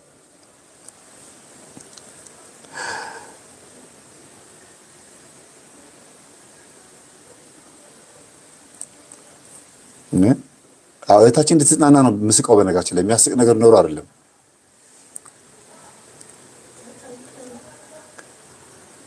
አሃ አይ አይደለም። ተጠምቀ መድህን ነው። ተጠምቀ መድህን እንትን እድሜውን ጠይቀውና ችግር የለውም። ግን የስድስት ልጆችን እናት ለአግባ የሚል ወንድ ሲመጣ እንጂ ተወልደ ሳይሆን ተጠምቀ መድህን። ተጠምቀ መድህን ተጠልፈሃል፣ እዚሁ ተፈልገሃል። ታይ ዝም በይ እባክሽን፣ ገብቶኛል። ተጠልፈሃል በቃ እዚሁ። እና እህታችን አሁን እንባዋን እየጠራረገች ነው። በአይነ ህሊና እያየኋት ነው። እዚሁ ላይ በአይነ ህሊና ነው። ታዲያ ቁጭ ብላ ላይቭ ቴሌቪዥን ላይ ነው የምትከታተለው። ትልቅ ቴሌቪዥን አላት፣ ሲኒማ የሚያክል ቴሌቪዥን አላት። በዛ ነው የሚያዩን። ስለዚህ አሁን በምን ተስማማን? አንብባ ትወስናለህ ራሷ። ይሄን ሀሳብ ግን አሁን ያመጣው ድንገት ነው የሆነባት። እንድታገባ እፈልጋለሁ። ተበሳጭታበታለች በባሏ፣ አልበረደላትም፣ ግን ይቅር ብለዋለች። ቅዱስ ቁርባን ግዴታ ይቅርታ ስለሚፈልግ ማለት ነው። ስለዚህ የምታገባ ይመስለኛል ቶሎ ብላ፣ እንዲያውም ልትረሳው ስለምትፈልግ የሰፈር ሰው ሰምቷል። ሰምቷል። የሰፈር ሰው ግን ግብረ ሰዶምነቱን አለም የሰማው፣ በፖለቲካ ምክንያት መታሰሩን ነው። አንድ ሰውዬም እንደዚሁ ታስሮ እስር ቤት ሆኜ ሳስተምራቸው የሰፈር ሰው በምክንያት እንደታሰርኩኝ አልሰማም እና ከእስር ቤት ከወጣው በኋላ ወደ ኃጢአት ተመልሼ እንዳልገባ የእስር ጊዜን አራዝሜ እየኖርኩ ይኖር አለኝም። 1 ዓመት ይጨመርልኝ እዚሁ ልሆን ብሎ ማለት በቃ ያለው ሁኔታ ተመችቶት ማለት ተመልሼ እዛ ከሄድኩኝ እበላሻለሁ ብሎ አስበው ማለት ነው። ምን አላችሁ ስትጽፉ? ለምንድን ነው ልታገባ የፈለከው? እንድታገባ የፈለጉት ልጆቹ ቤት ውስጥ አባት ያስፈልጋቸዋል። አሁን አይምሯ ገና ሳያድጉ ካሁኑ የሚለምዱት አንድ ወንድ ያስፈልጋል። የሚለምዱት ማለት እንደ አባት የሚያዩት፣ ይሄን አምኖ የሚገባ ስለ ሀብት ምናምን ይጨነቃል ብዬ አላስብም፣ ስላላት ብዙ ገንዘብ። ሁለተኛ ነገር ደግሞ እሷም ትጽናናለች። ማግባት የሚፈልጉ ከሆነ ደግሞ ብቸኝነት የሚሰማቸው ወንዶች አሉ። አንዳንድ ወንዶች ብቸኝነት ስለሚሰማቸው ያገባች ልጅ ያላት ሴት ቤት ብገባም ችግር የለውም ብቸኝነቴን ታስረሳኛለች፣ ከልጆቿ ጋር ጫወታለሁ የሚሉ ወንዶች አሉ። እንደዚህ የሚያጋጥሙኝም አሉ። ያቀረብኩት ፒያሳ ጎዳና ተዳዳሪ አንዷን ያጋባሁትን አልሰማችሁም? ሲኒማ ኢትዮጵያ ፊት ለፊት አሁን አንስተዋቸዋል። የለም ከተማው ስለታደሰ የለም፣ እንደ ድሮ አይደሉም። በፊት እዛ አካባቢ ላይ መነጽር ምናምን የሚሸጥበት ቦታ ዛፍ ስር ምናምን አደባባዩ ላይ ብዙ ጎዳና ልጆች ምግብ እየሰሩ ወጥ እያማሰሉ ምን እያሉ ፍሬንድ ሰላም ነው ኧረ ትንሽ ምናምን የሚሉ አላያችሁ? ከእነሱ መካከል የኔ ተማሪ ነበረች እና መምህር ሚስት አጋባኝ አለኝ። ከጎዳና ልጅ ወስደው ጊዜ አዎ አለኝ እና ሄጄ ልምረጥ አለኝ። አሁን ውጭ ናት ያለችው እነግሬያቸዋለሁ። ይሄን ገጠመኝ ላይ ተናግሬያለሁ። ሰላሜ ገጠመኝ ላይ ተናግሬያለሁ። ከዛ እቺን ነው የምፈልገው ብሎ አንዷን መረጠ። በቃ ተላቅሰውን የሸኟት። አሁን ለእህቶቿ ሁሉ መዳን ምክንያት ሆናለች። ለእህቶቿ መለወጥ፣ ለህይወታቸውም ጭምር፣ ለመንፈሳዊ ህይወታቸው ብቻ ሳይሆን በገንዘብም ጭምር ማለት ነው። ከውጭ ሀገር መጥቶ ከጎዳና ልጅ መርጦ አግብቶ ይዟት ሄዶ አሁን ወልዳለች። በጣም አሪፍ ክርስቲያን ናት። እና እግዚአብሔር እንደዚህ ነው የሚያነሳቸው። ጎዳና ላይ ሆነው ታመኑለታል። እግዚአብሔር ትምህርቴን አዳመጡ፣ እሺ ብለውኝ ላስቲካቸው ውስጥ ገብቼ ቁጭ ብዬ አስተማርኳቸው። ቲማቲምም ከትፈው ሽንኩርትም ቃሪያም ከትፈውም ብሎ አብሬያቸው በእንጀራ ከነሱ ጋር ቁጭ ብዬ ስበላ አብረውኝ በሉ። የእኔ ችግር የለው ምንም አይመስለኝም።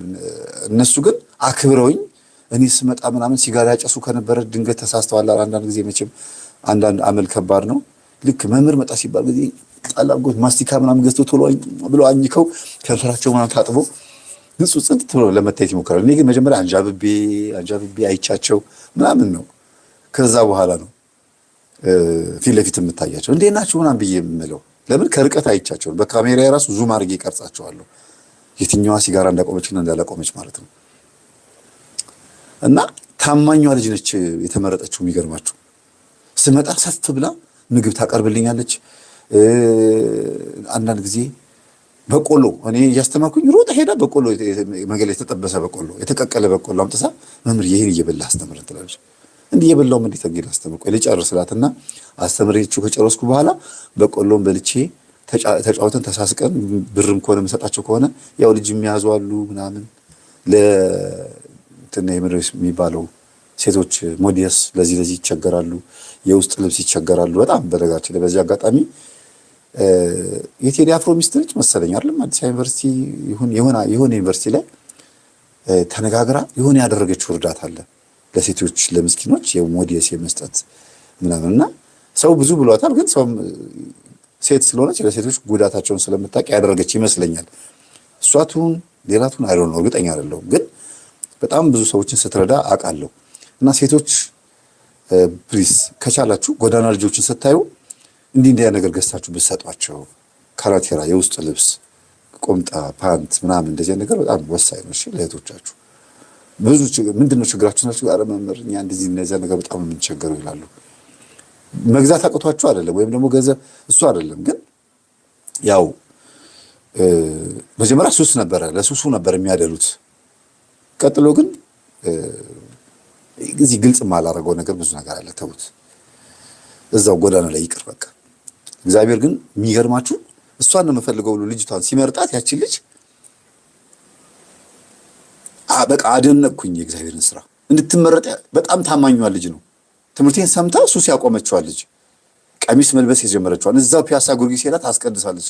ሌሊት ተነሳ ሄዳ አስቀድሳ ትመጣለች። ከዛ ከቅዳሴ ስትመጣ ቅዳሴ ጸበል ይዛ መታ እዛው ታጠጣቸዋለች። ጎዳና ልጆችን ማለት ነው። ናተ ምናምን እያለች እየተጣራች ታማኝ ስለነበረች አገባች። ደግሞ የሚያምር ልጅ ነው። ራሰ በረሃ ምናምን ተወዳላችሁ ሴቶች? ራሰ በረሃ ሆኖ የሚያምር ወንድ ታላላችሁ? ወይኔ መምህር የመላጣው ሲያምር ነው የምትለው ልጅቷ። እና መላጣ ሴት ለካ መላጣ ወንድ ለካ በጣም ይፈቀራል ይባላል። ቁም ነገረኛ ነው ይባላል።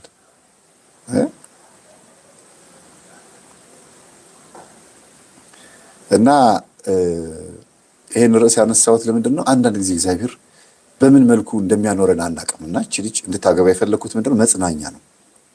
በድህነት ውስጥ ሆኖ ሰው ልጅ ወልዶ እኮ ደስ ብሎት ያድራል እኮ። ለምን ብቻዋን ትኖራለች? ለምንስ እያለች በዚህ በወጣትነት ጊዜዋ ምን አለበት አጋር ቢኖራትስ? ምን ችግር አለው? አትሳቁ እንዴ! ኪኪ ይላሉ እንዴ! ሀና ምን አሳቀሽ?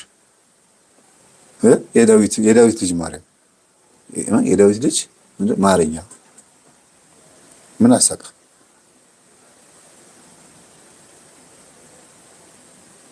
ዶክተር ነው ምኑ? ወሬ ጀመራችሁ እርስ በርስ። መላጣ ምንድነው? ቦርጫም ሰዎች ሀብታም ናቸው። ኧረ ተው እሺ በቃ በጣም ማሰብ ስለሚያበዙ ነው የተመለጡት ልትሉኝ ነው? እሺ ለማንኛውም ገጠመኙ ይህን ይመስላል ቤተሰቦች። እኔ በጣም ነው ያዘንኩት። ቤተሰቡ ስለተጽናና እንደገናም ደግሞ ከለቅሷቸው ከሀዘናቸው ወደ ፈገግታ እንዲመጡልኝ ነው እንደዚህ ያደረኩት እንጂ በዛው እንደደበረን በወጣ ኖሮ ከባድ ነበረ።